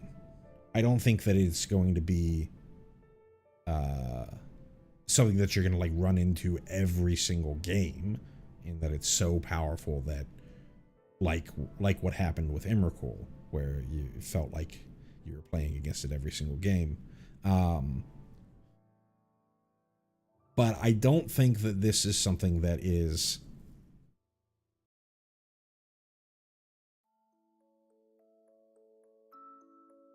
too expensive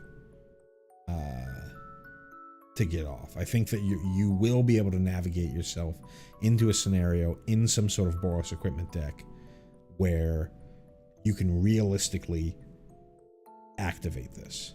And because you have Cloud, you don't need that many. It's not like you have to fill your deck with 4 copies of this and then just feel horrible. You could just have like 1 copy of this, but you have 4 Clouds, and hey, I need a way to get through this particular position.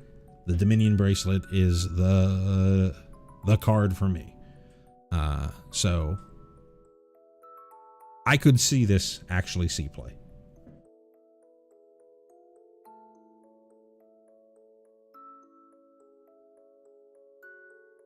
Hilariously, you don't have to tap the creature that to activate the Dominion Bracelet. So you can still activate this and then attack, or attack and then activate. So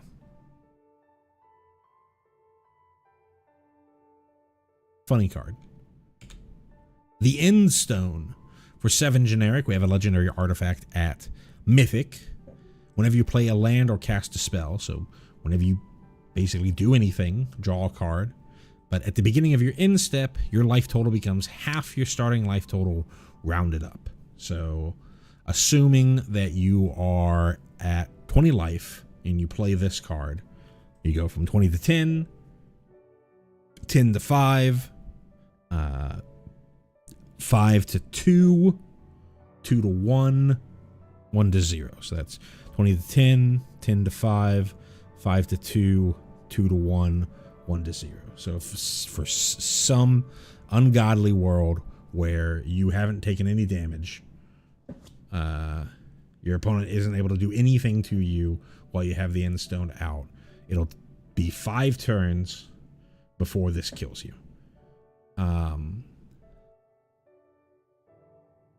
Which you're going to be drawing so many cards with this that I hope to God that you're able to kill your opponent before this kills you. 7 mana is pretty expensive. The effect is super powerful. Part of the reason why I wanted them to ban Omniscience is because I look at this card and I go, okay, this is 7 mana is a lot more castable than a 10 mana Omniscience, but still, I look at this card and I go, I think about like, oh, is there a way to cheat this in or whatever, and I just say to myself, just play Omniscience.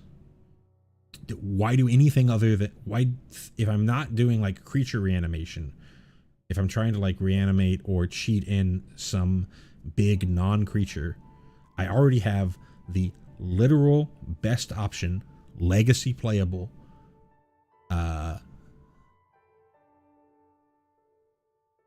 non-creature permanent in the game, in standard right now. So this card just doesn't, I'm just like, okay, just do anything that you're thinking about, just do it with Omniscience. Just do it with Omniscience instead. The only scenario where I'd think about, okay, maybe I'd play this is because this is much more castable. But if I'm ever thinking about trying to cheat something in, the conversation ends, because just do it with Omniscience.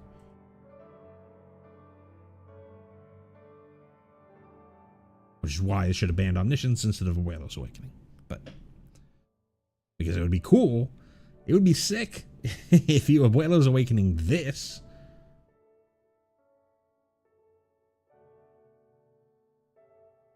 But yeah. Anyways, that's my Omniscience rant. This is coming from somebody who 2 seasons ago took Omniscience to Mythic in the fastest time that I ever took to get to Mythic. It was laughably easy.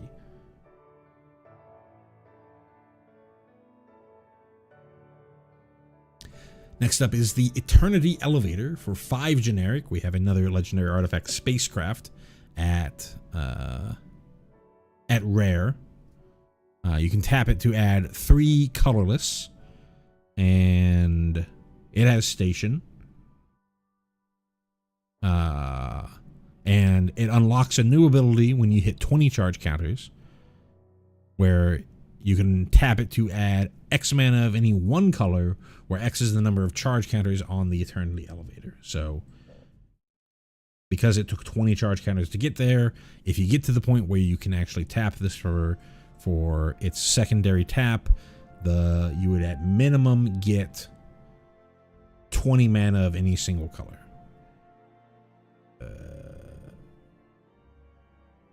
This is fine for... I think this is fine-ish for just the front half. It's kind of like a worse Gilded Lotus. Because it only taps for generic. And I only say fine because we have both Hedron Archive and Ring of Lucy from in the standard right now, which are 4-drop mana rocks that tap for 2. And the standard, the Ugin standard is 7. So when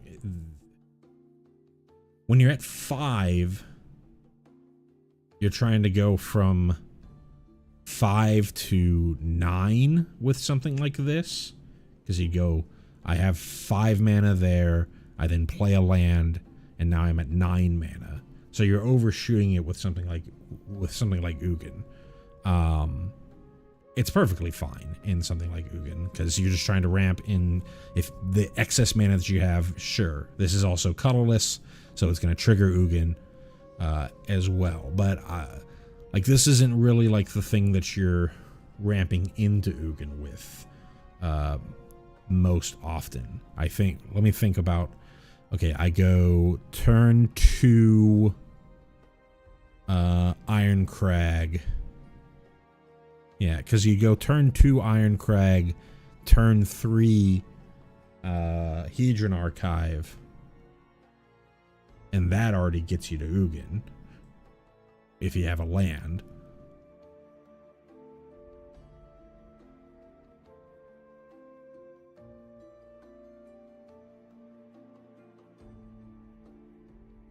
Yeah, I suppose Dow in chat is talking about there's a 3 mana give yourself and your opponent, I think, a Power Stone. But all the Power Stone stuff is rotating. But even if you're just doing like any of the generic 3 mana land ramp cards, from 3 to 5 to this gets you to 9 as well. And that would have been fine for Portal to Phyrexia, but Portal to Phyrexia is rotating. You're only really needing to get to 7 as the top end for the most part. I guess there is like Blightsteel Colossus. Not Blightsteel Colossus, Darksteel Colossus from... Oh yeah, you're right. There's Bahamut in Final Fantasy. And that's a fine one to get to. So yeah. Getting to 9 is not bad. Obviously, this can go into your colorless ramp decks. Very fringe player. I don't think that this turns those decks into tier 1 or anything, but this is helpful for those decks. I've seen people talk about this card in something like the Azorius synthesizer decks, and using like the synthesizer tokens to charge this up. Like, yes, that's true, but just kill them. Attack with your synthesizer tokens and end the game. Anyways. Extinguisher Battleship. We have a 8-drop, 8 generic, Artifact Spacecraft. This one is not legendary at rare. When this enters, destroy target non-creature permanent. Then this spacecraft deals 4 damage to each creature. It has station, and a very cheap station level number of charge counters. You only need 5 to turn this into a creature, and it becomes a flying trample 10/10. I think this card's great. We were just talking about the ramp decks, the colorless ramp decks. They currently kind of have to be like, they're often either trying to be really green ramp decks so that they can play, so that they can just turbo get into Ugin more consistently, because they could play like Glimpse the Cores and stuff like that. Or they're playing white so they have access to more sweepers. Here, you can play this as a colorless sweeper. You're ramping, colorless sweeper, and also, like, I don't know, kill your opponent's Caretaker's Talent, or their Agatha's Soul Cauldron, or whatever. It also says non-creature permanent. It doesn't say non-creature, non-land. So you could hit your opponent's lands with this. Obviously, it's at 8 mana. If you're ramping, maybe you get there fast enough that shooting your opponent's lands is fast enough to get your opponent off of their game plan. I think for the most part, this is, I'm going to kill my opponent's Unholy Annex, or their draw engine, and then as well most likely sweep the board. And then the fact that this only has to get 5 to become a creature and become a 10/10 flying trampler is pretty nice. So I think if you're trying to do Ugin ramp stuff, colorless ramp stuff, this is a great card.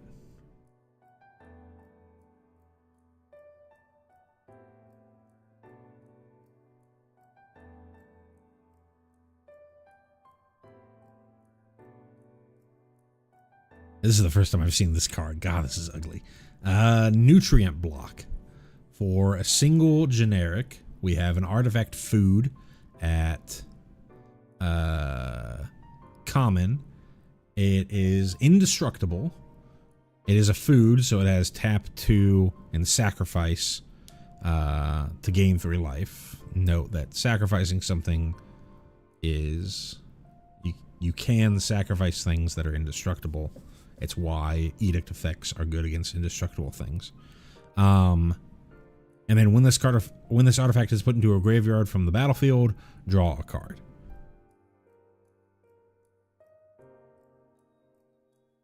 Like it's an egg.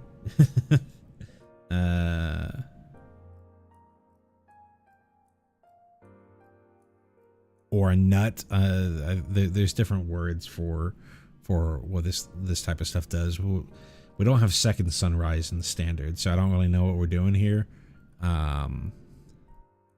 With this, it's a cheap artifact that you can use to trigger void. You can use for artifact tokens and some sort of bunnycorn thing.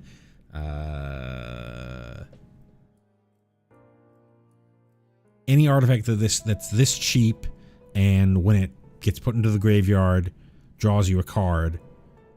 There's some way to take advantage of stuff like this, but we're way beyond the second breakfast timeline in Modern.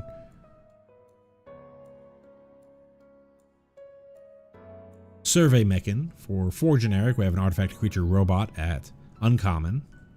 It is a 1/3 flyer with hexproof.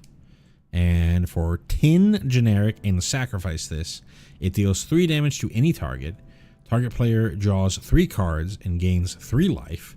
This ability costs X-less to activate, where X is a number of differently named lands you control. Here's another differently named lands you control thing going on here. 4 mana for this effect. So the sacrifice there is pretty powerful, right? I bolt something, and then target player draws 3 and gains 3. 99% of the time that's you, but you could force your opponent to draw an empty library.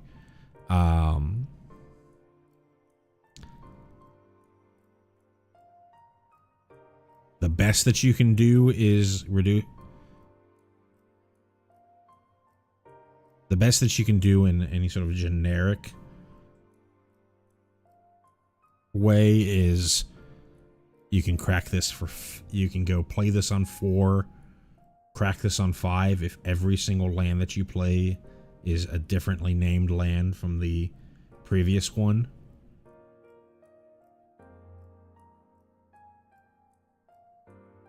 It's still mostly a limited card. Anything that has hexproof is scary, but 4 mana to give some for a creature with hexproof, I don't think you're bogglesing anyone at 4 mana. So yeah, I think this is mostly a limited card. Thrumming Hive Pool. For 6 generic, we have an artifact at rare that has affinity for slivers. So, like affinity for artifacts, but this cares about the number of slivers that you have in play. Slivers you control have double strike and haste. At the beginning of your upkeep, create 2 1/1 colorless sliver creature tokens. So, between yesterday's stream and today's stream, there are no slivers. I think the only slivers in standard right now is Soulstone Sanctuary, because it is literally every creature type. This is an emblematic card for this is here for Commander. Its effect is pretty good. If you can get it on the board, you will eventually, if your opponent can't deal with it or can't kill you, this is enough to win the game.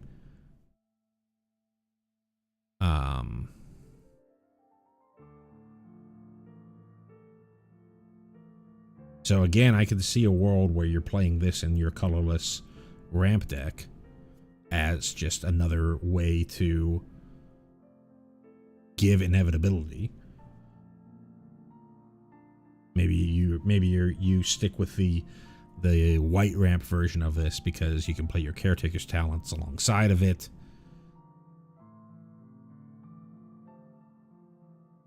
I don't think this is that far off. It would be nice if there actually were slivers in the set, but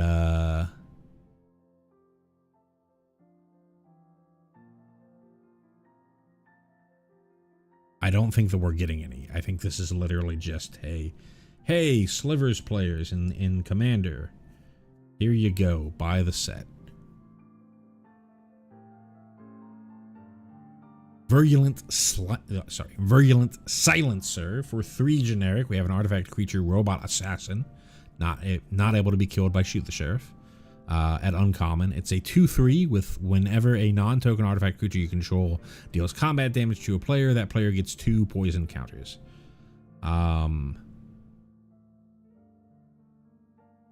So, of what we've seen so far, this is the only instance of poison that we've seen from the set. It's not like they're bringing back Toxic. So this is very much like a Finn the Fangbearer-esque effect for this set. In that, for your perverts that like playing Toxic or Poison decks, we're throwing something at you for this. And this is, I think, well, there's arguments on whether this is better or worse than the Thing Bearer. Finn being a 2-drop versus this being a 3-drop is a pretty big difference. Because all those poison decks, you're one to be pretty fast. It's an aggro deck. And then here, you have to be playing artifact creatures. So it's going to be kind of hard to do the Finn thing and this thing. Let's take a look.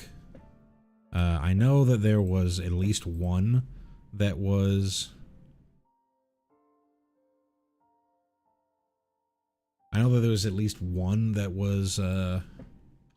spoiled. F standard. Sorry, let's do it like this. F standard or E EOE. Type artifact. Type creature. O death touch. Sort mana value. So yeah, Hole Carver from this set is a black artifact robot assassin with 1/1 with death touch.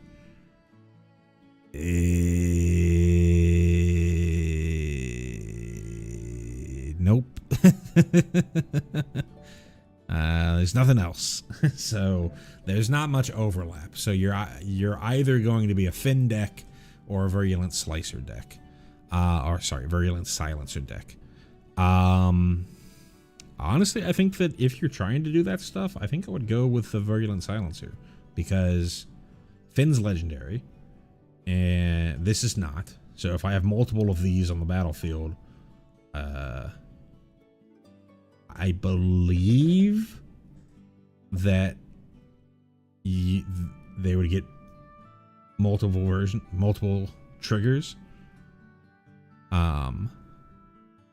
With this, you do have to be doing non-token artifacts, but I'm sure you can find enough. There's a Nesting Bot. We just saw the Death Touch one. I'm sure you can find enough pretty cheap artifact creatures out there to go with your silencers to be aggressive with. I would consider doing this rather than doing the Finn stuff, if I understand it correctly, in that you can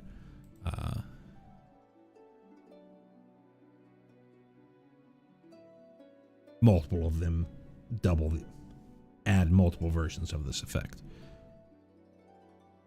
or multiple instances of this effect. Wormwall Sweeper for 2 generic. We have an artifact Spacecraft at common. When it enters Surveil 2, it has Station. It turns into a creature at 4 charge counters, and it's a 2/2 flyer. This is filler for a limited deck. ETB Surveils, 2/2 fly. A 2/2 flyer for 2 would be fine, but you got to jump through hoops to turn it into a 2/2 flyer. So yeah, it's filler. Moving on. We're on to our lands. So this is our first instance of planets. So Edgaia, Windswept Bastion. It is a land planet at Mythic. It enters tapped, and then it only taps for white. But planets also have Station. It works the exact same way as the Spacecraft. And from the planets that we've seen so far, which I think may or may not be all the planets out there, I don't know for certain. This Mythic cycle, they all get unlocked at 12 plus charge counters. So what does this unlock to become? For 3 and a white, and tap this. Create a token that's a copy of target artifact or enchantment you control, except it's legendary. Activate only as a sorcery. So I think these planets have the same problems as the spacecraft. However, it's a little less of a problem, because with the spacecraft, you put all this effort into turning the spacecraft on, and then they just remove it, and then you feel like you want to go jump in a river. It's much more difficult to destroy a land. Not that it's impossible. Demolition field is all over the place because there are tons of good utility lands in standard, and there's the creature lands in standard from LCI, and so demolition field is all over the place.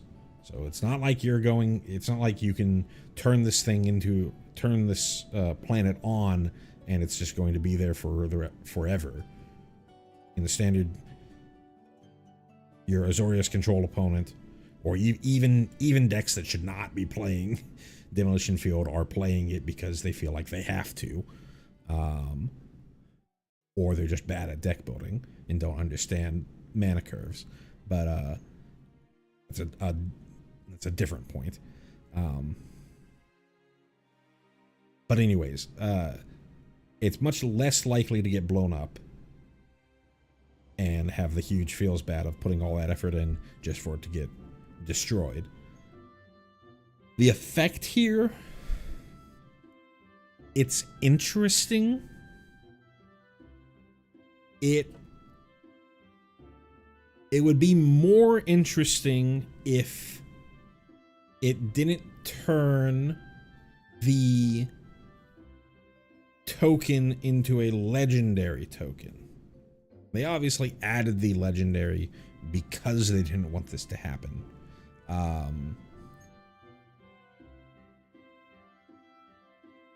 Because if you could turn an artifact or enchantment you control into a token, into a non-legendary token, then you could do like 3 blind mice stuff, or caretaker's talent stuff, where you're making copies of the token and going off like that. And so they wanted it so that if you're trying to do 3 blind mice thing, or you're trying to do caretaker's talent things, you can't with this.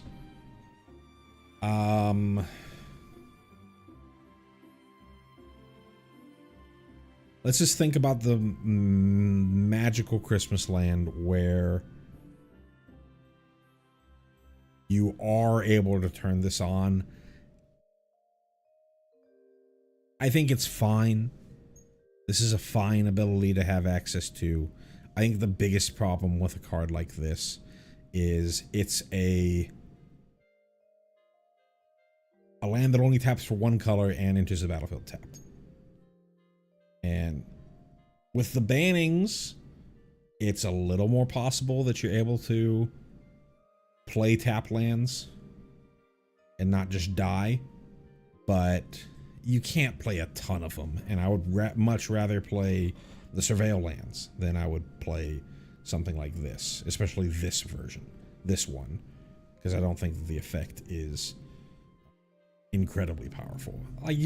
I could see a world where I do this in an Azorius synthesizer deck. I say that, but again, I'm taking these turns off instead of just swinging my opponent with the token. But there's a world where the game's gone on long enough. I've got enough artifacts out there, but they've been dealing with my board, and then I create one token, and then I just immediately tap it because I can tap it. I can tap things that are even summoning sick with station in the same way that you can do that with crew, to start building this thing up. I could see it possibly in that deck, but much more than like the Eternity Elevator. But beyond that, I'm not really seeing it.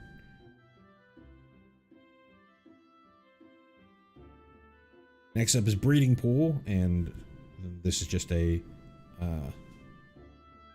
point out that we are getting 5 of the Shocklands in this set. So if you're new to Magic, Shocklands are dual lands in that they tap for 2 colors, but they are dual lands with basic land types on them. For the most part, that's important for older formats with fetch lands, but even in standard, this is important for Verges, which are the lands from Duskmourn and Aetherdrift that they start as tapping for only 1 color, but if they see a land type, if they see some specific land type, which is usually the land types of the colors that it could tap into, it turns into a dual land. And for this, turning on Verges is very big. We are getting a weird mix of the Shockland. So I'm gonna go look. We're gonna skip through a bunch of stuff. So we are getting Breeding Pool, which is the Simic land. We're getting Godless Shrine, the Orzhov land. So Simic, that's a enemy colored pair. Godless Shrine is an enemy colored pair. Sacred Foundry is a enemy colored pair. Stomping Ground is an allied colored pair, and Watery Grave is an allied colored pair. So we're getting 5 of them. They're not all allieds or enemy colored pairs. Which, if you don't know what I mean by colored pairs, what's an easy way to show this? I have to give me a second, real quick. G card back.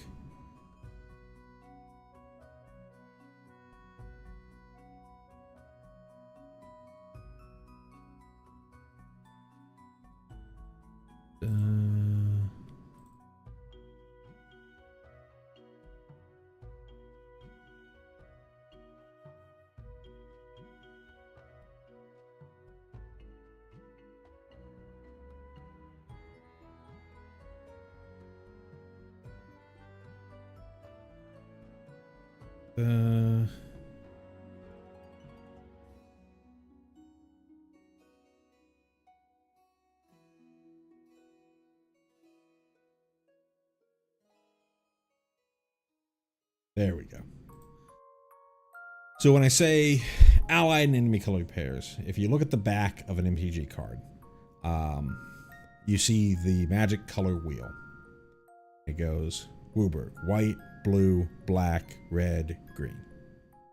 To be an allied colored pair, they need to be touching each other along the edge of the color wheel. So the allied colors for white are green and blue because they're touching right here. The allies for blue are white and black.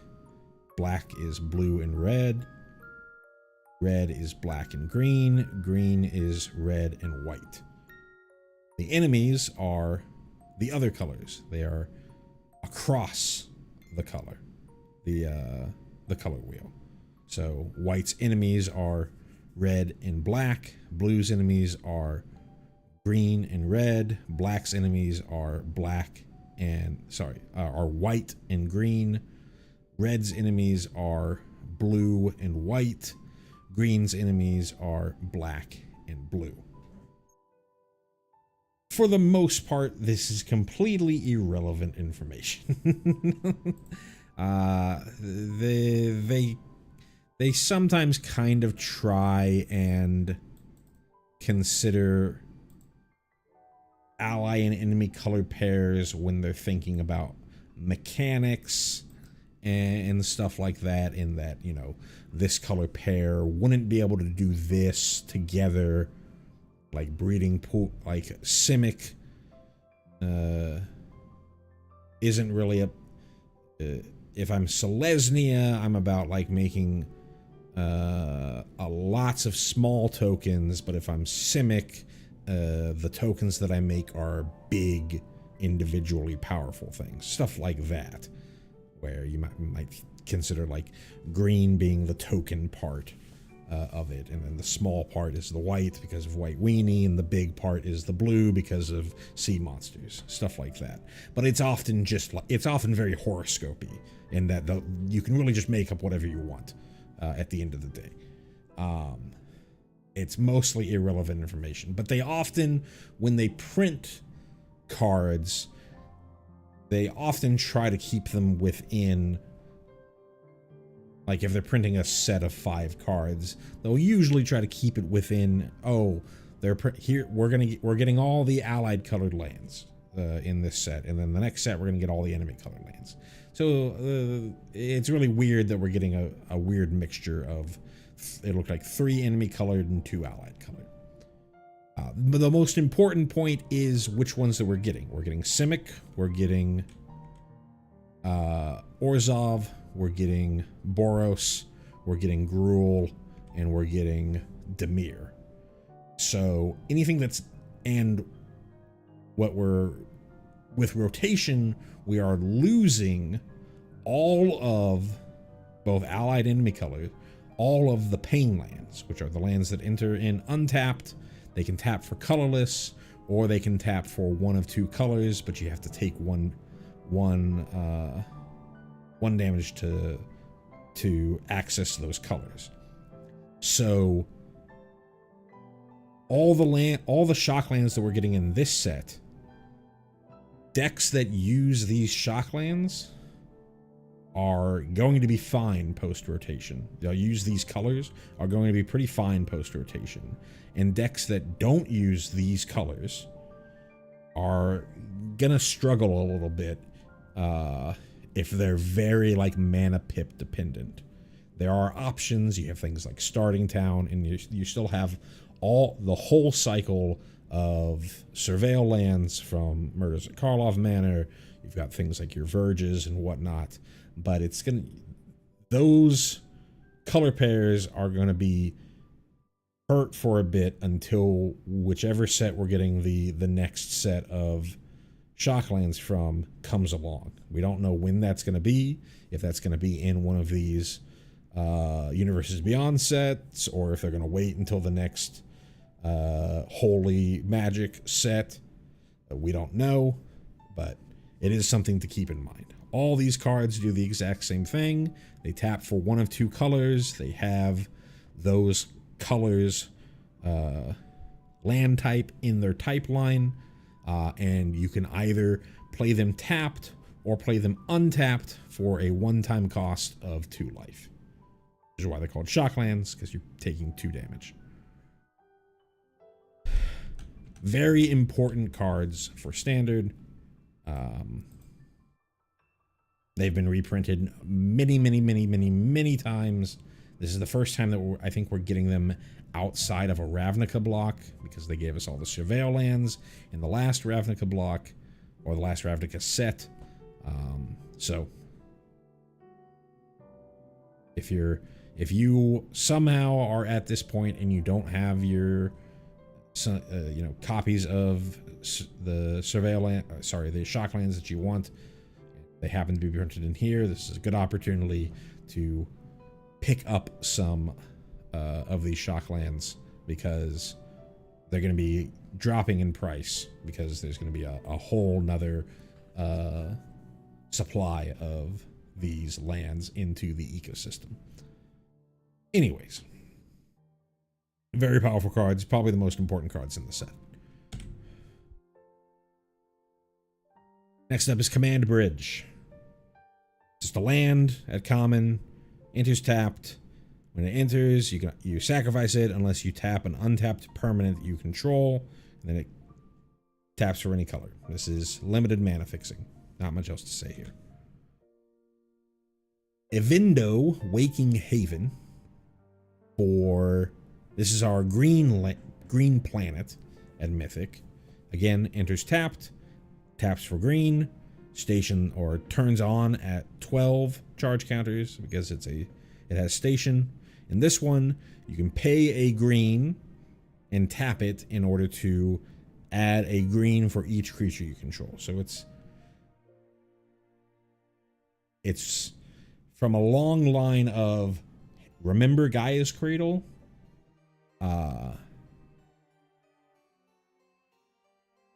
Gaia's Cradle is a powerful magic card.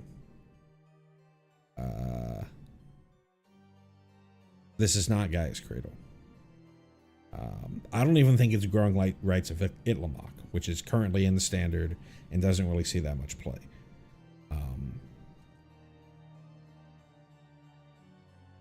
You got to get the 12 charge counters to turn this thing on so that it can start tapping for multiple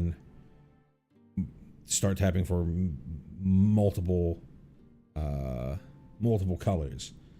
And if you're at the point where you can take enough time off to give this thing 12 charge counters, I guess in some sort of elves-ish deck, which is usually where you'd want Gaia's Cradle type stuff, you use this to get your your Craterhoof Behemoth. But the elves deck is losing the 2-mana Lord from with rotation. So I mean, this is going to see play in Commander for the rest of time, but that's like every card ever printed. So not really seeing this as a standard player. We already talked about Godless Shrine with all the other shock lands. Here's our red version. Caveron Memorial World. Planet, it's at Mythic, enters tapped, taps for red, station, or turns into, or gains an extra ability at 12 counters. And then for 1 on a red, tap and sacrifice a land, not only this land, just any land. Create a 2/2 colorless robot artifact creature token. Then creatures you control get +1/+0 and gain haste until end of turn.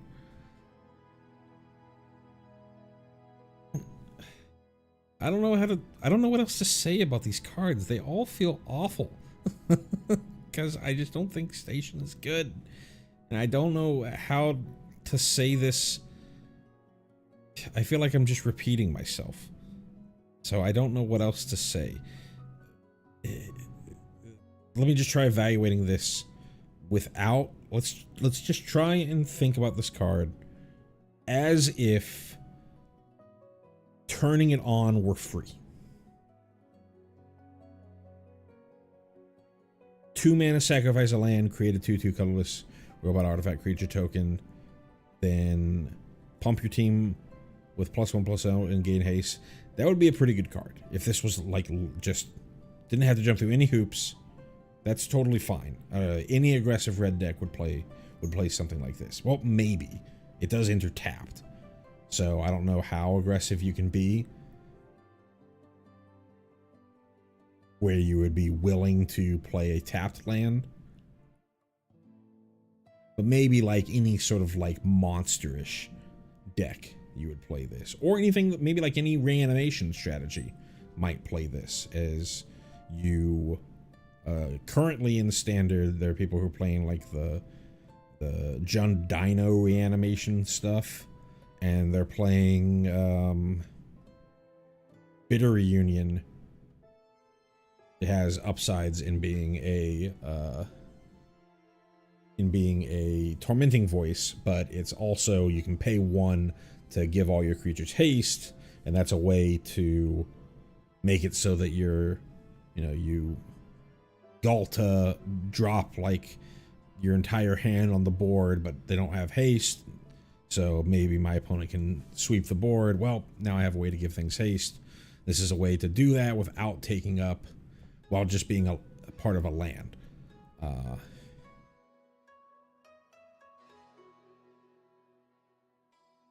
So maybe not in just a full-on aggressive strategy because it enters in tapped, but maybe in a reanimation strategy where you need to get a hit in for the thing that you're cheating out. But you have to put the huge weight of, this is not free. You had to spend all this effort to turn it on. That colors my perception a ton on these cards. We already talked about Sacred Foundry and Stomping Ground. So, Sasur Secundi, Void Altar. This is our black land planet. And Mythic enters tapped, taps for black, turns on at 12 charge counters. For 1 in the black, tap, pay 2 life, and sacrifice a creature. Draw cards equal to the sacrificed creature's power. Activate only as a sorcery. Evaluate it as if it required nothing, no hoops to jump through. This was just a tap land that had this ability on it. I think that would be a very good card.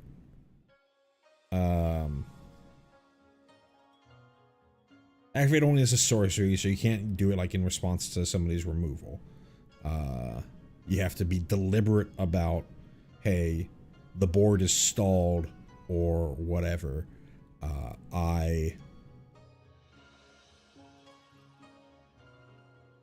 I'm going to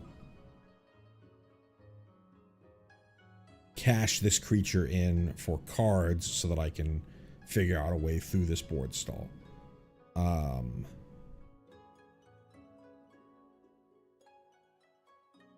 That's fine.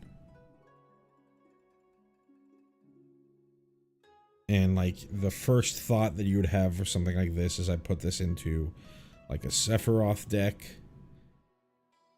because I want more ways to sacrifice things for value, but they're all just so bad, man. They're all just so bad. Ulthros Titanic God Core. Land planet at Mythic. Our blue one enters tapped. Turns on at 12.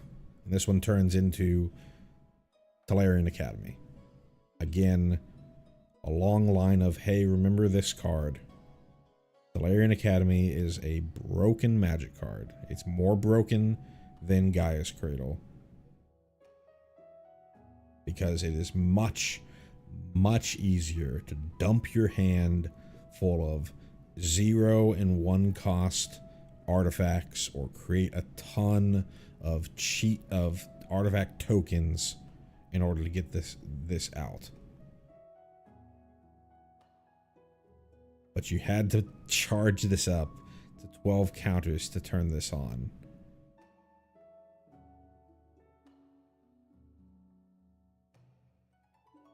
It's obviously a powerful card. It is not going to see play in standard. This is another card where it's like maybe I put this into my synthesizer deck. Just kill them and go to the next game.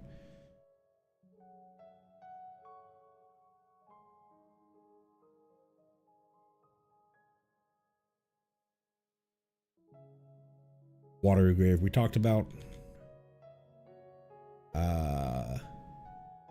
0 Point Ballad. This is out of order because this is the only printing that they had at the time that I pulled these cards down, and it was extended art, so it's out of order. But anyways, 0 Point Ballad for X and a black. We have a sorcery at rare. Destroy all creatures with toughness X or less. You lose X life. If X is 6 or more, return a creature card put into a graveyard this way to the battlefield under your control.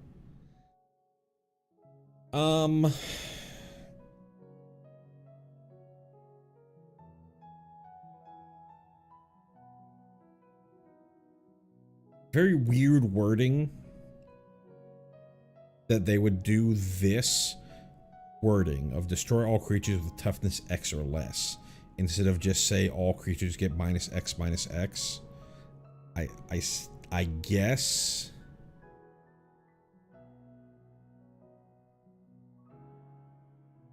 No, because it's not instant speed. I was gonna say, I guess they don't want you to use it as a fog. But it's... I feel like it's...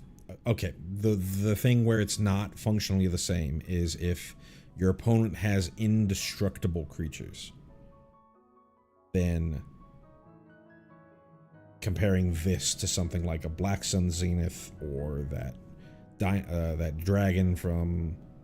that black dragon from Tarkir, those can kill indestructible creatures, whereas this cannot.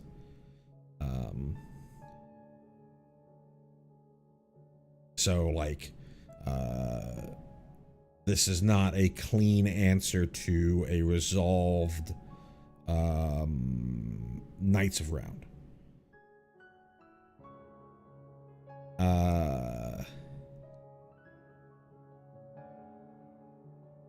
Yeah, I think you're supposed to be thinking about this and thinking about, because of the life loss, you're supposed to be thinking about this like this is a Toxic Deluge, but Toxic Deluge is always only 3 mana, and then the life that you're paying is the amount of -X that you're doing.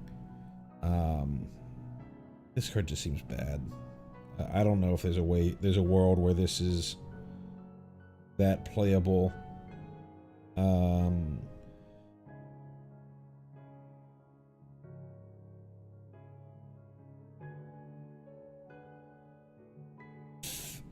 Like, you can use this as an early game sweeper against aggressive decks, but you are taking damage to do so. It's the same mana value for killing value, I don't know the right way to say it, as like a lot of those black 3 mana -2/-2s that are that get printed all the time. This would kill all the same creatures that those cards would, but you're also taking 2 life to do so. It scales, which is the good part about it.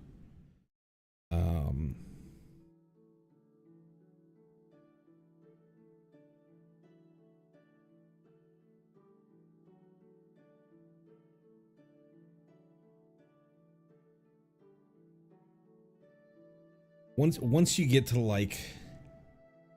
the point where this is large enough to start being like a real sweeper, the life loss is really adding up. Like, I'm trying to think about that, the deck that we were thinking about with the 6 mana sweeper that milled. Like, would I put this into that deck? Maybe like 1 copy. I don't think you would put that many copies of this. One copy or whatever to hedge against go wide aggro, while also not being dead against larger mid-range decks.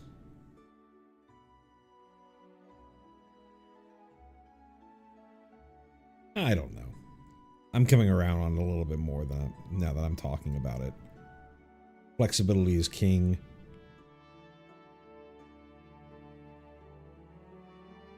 You get to 5. If you cast this for the same casting cost as Deadly Cover-Up, 90% of the time, maybe like 85% of the time, it's the same thing. It's going to be enough times where it's not, which is why I would only put 1 or 2 of these in my deck rather than like have this be the main sweeper in my black-based control deck. But I think you could see a couple copies, but that's about it. I think this is the last card of the set that I have. Yes, it is. So Terminal Velocity for 4 red. We have a sorcery at rare. When you put an artifact or creature card from your hand on the battlefield, that permanent gains haste, and also it gains the text. When this permanent leaves the battlefield, it deals damage equal to its mana value to each creature. Each creature. And at the beginning of your end step, sacrifice this permanent. Interesting card.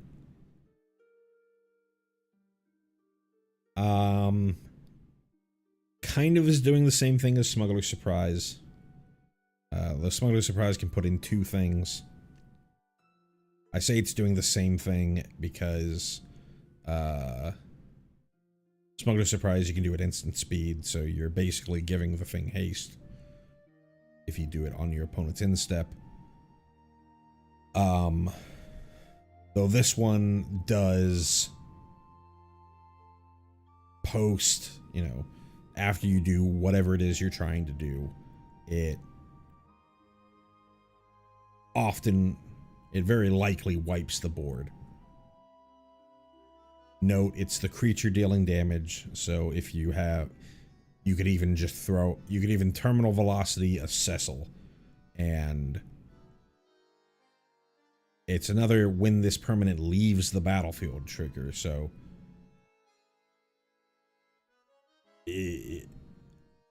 it's not a at the beginning of your end step, sacrifice this permanent. If you do, it deals damage. If your opponent blocks your thing or uses a removal spell on your thing, it's still gonna blow up the board. But anyways, what I was saying with Cecil, because it's the creature that's dealing the damage, if whatever you have has Death Touch, it doesn't matter how much damage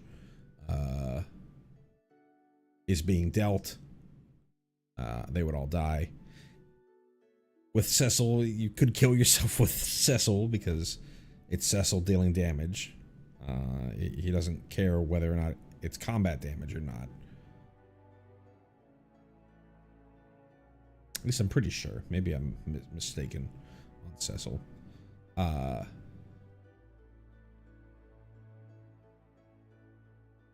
Fun card. I don't think it's better than Smuggler's Surprise, though it could just be additional copies of Smuggler's Surprise. The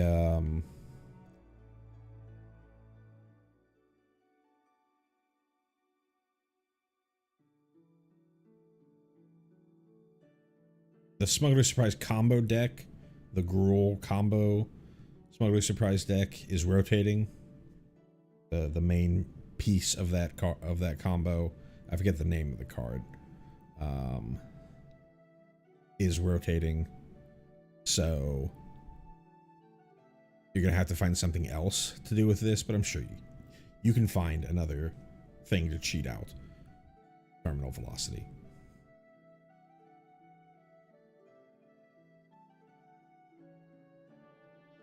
And that's the end of the cards that we have. Another 3-hour stream talking about Magic cards. I figured it would have been a little less long, but there were a lot of cards to talk about. So far, I think the set's okay for on power level wise. There's some heaters, and I think we'll talk about them as we get closer to the end of the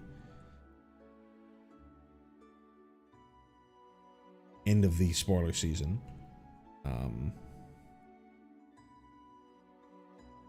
I think my impression of the set is mostly colored by how bad I think the station mechanic is. I hope I am severely undervaluing that mechanic and that it plays out a lot better than it actually is. I don't think that I'm wrong, but even with that, I think that there are a few cards that we've seen that are dynamite players for standard. I don't think that they're I don't think that we've seen anything that spawns any new archetypes or anything. But there are cards that can slot into existing decks pretty easily. So, and this is the last non-Universes Beyond set we're going to have for a while. So,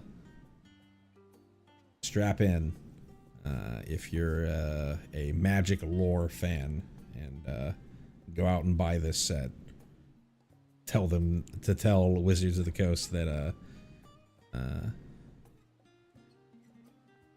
we also want things in our own story. I personally am fine with most Universes Beyond stuff. I think that most of the complaints about Universes Beyond stuff are ultimately when whatever that they care about gets printed as a Universes Beyond, they'll be like, oh, but this one's good.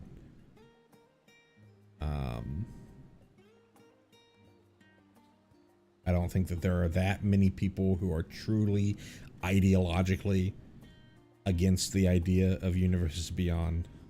They just dislike the idea of SpongeBob or Sonic the Hedgehog or Marvel Spider-Man. But they're fine with Final Fantasy or Lord of the Rings or Warhammer.